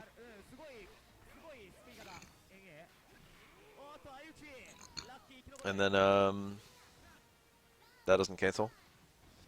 So A combos even from lights, but there's nothing to do with it. Stuff like that. Different command levels are different.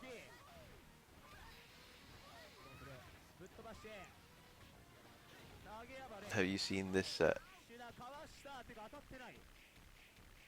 That looks like a familiar name. I mean, I've definitely know of Bucktooth, and I think I know this just in one guy. Blue Mary is one of my favorite characters in the KF games to play. I haven't tried her in 14, but I really like playing her. Like her toolset. The thing about Chris and Shermie and Yashiro is that they have Orochi versions that all have completely different special moves.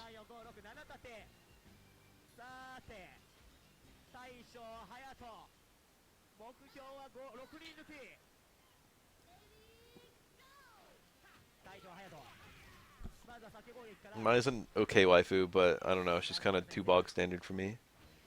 She like kind of is a waifu. She doesn't just look like one. She's got an endearing personality too. But most of the KF girls are perfect, you know. There's literally like 8 waifus in like modern in 14 alone. There's also a few daughter foos. Yuri's daughter foo is fuck. So is Athena. Or not, well yeah, Yuri. I was gonna say Kula. Kula, Athena, and Yuri are all daughter foo as fuck. 3 of the best daughters in all video games in my opinion.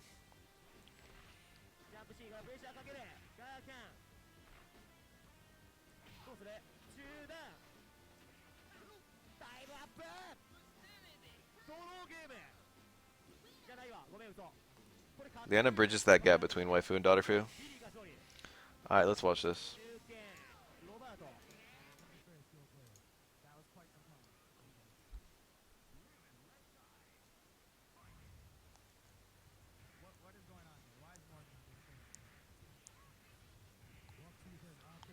I mostly know Bucktooth from, I think him playing Ibuki in Super Era.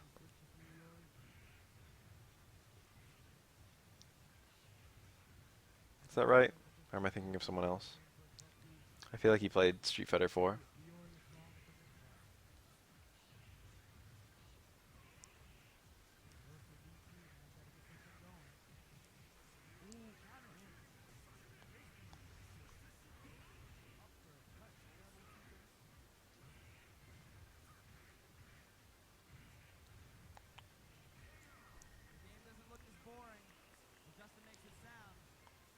I'm not sure I've ever seen Justin play this game. It like doesn't surprise me that he plays it.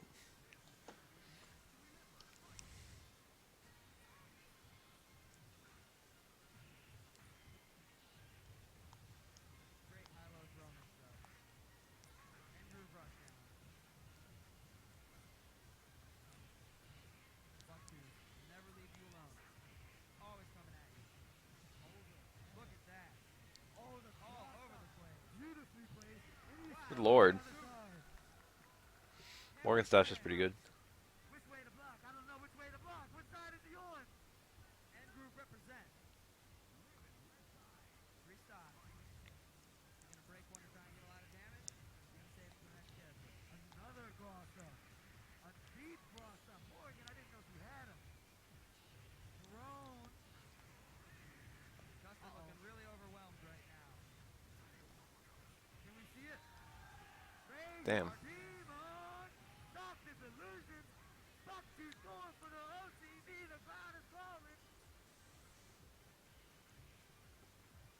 Why does Morgan just get to have these fucking Darkstalkers chains? Yeah, Vega's like top tier in this game. I mean, he's, I don't know, top. He's like high. A Vega is one of the best characters to have on A. And A is arguably the best groove, from what I can tell. I know, the Morgan sprite looks like shit. C Vega is less common.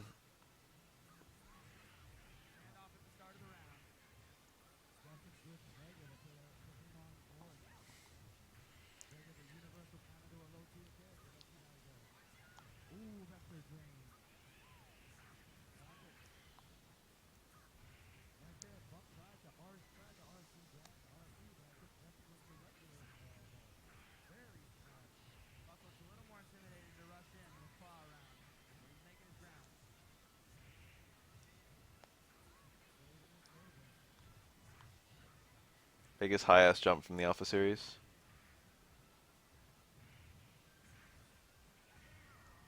And Morgan goes down. Well, Keith Weston, I think, is looking very nice, but Justin Long keeping on.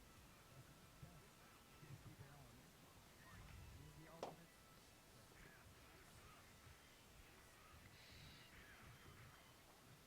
Well, Keith's one of the best at getting in. We got momentum versus inertia. One for inertia. Dangerous attempt by Bucktooth. Perhaps by accident.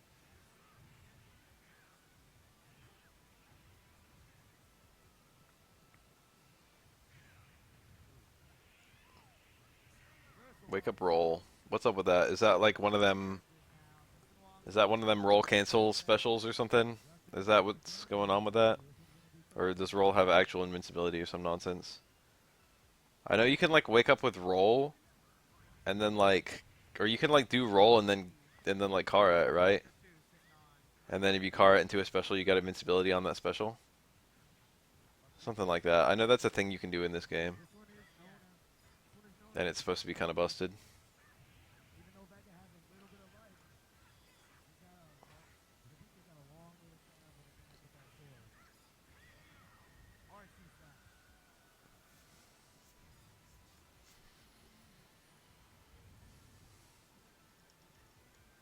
Well, Keith just restarts the break. He's not out of this yet. He definitely do a lot of damage just doing his normal rushing. Possibly All maxed out.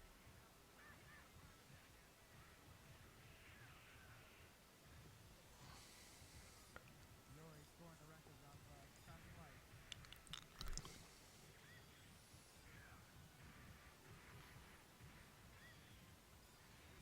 Justin showing a little aggression here.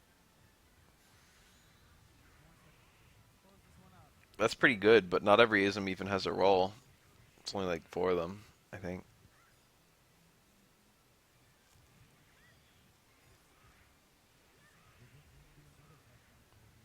But I think it's the good 4. So maybe that's one of the reasons why. Goes out. Oh, Justin Wong. Just Long's awake, TV, but Justin Long gets not free. Order, maybe to try and compensate for what happened last round. See how it works out. to pull Yori back onto him.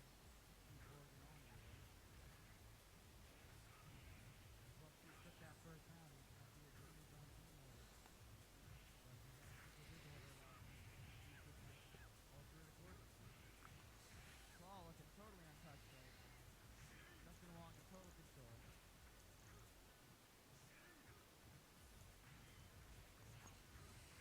Buck looking for a way in. RC record. There's a record. So much damage. Is Figure charge in this game? I figure he probably is, since he generally is. He had nothing. Decent comeback. Just Long's holding a lot of down back, but that's just Long. Only got about 40% life before I think Kip picks this up as we've seen. He just got to get in once and start it up. Uppercut. It is. We're in. Tricky. Cross up. Buck two. Deep on the neck. Game Pro neck kick. One knockdown is all it takes.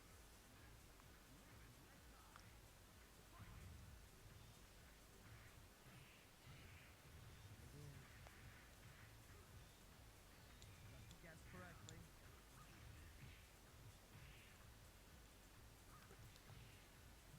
Morgan maxed out. Now looking to do some extra damage with all her. Nice. These Dark confirms. explosion. Is that still a Raging Demon motion?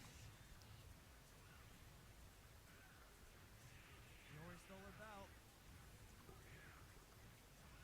Stole her belt again. She's running out of belts. Good lord.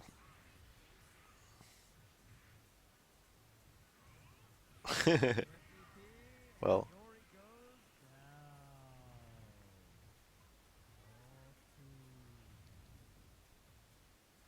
Both players are trying hard to get the other one and point out something that they can do well. This is amazing play.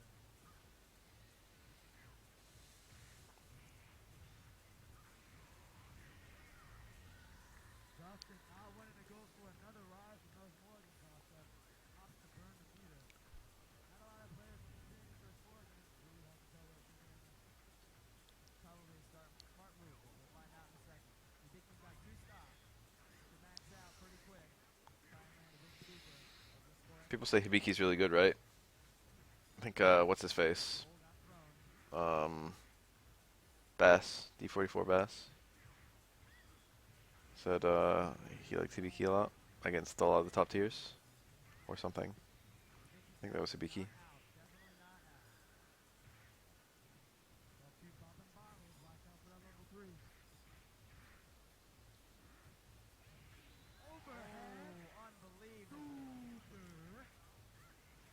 Oh, went for the throw. Roll throw into the corner. Speed jump roll block. So close. Oh, this is close. Eliminated from the tournament. Could be either one. Such careful spacing. Somebody's gonna take a risk.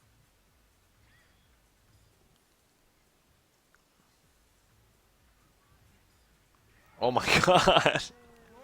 That was tense.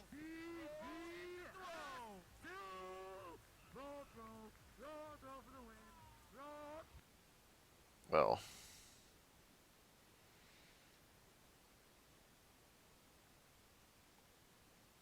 I'm tired.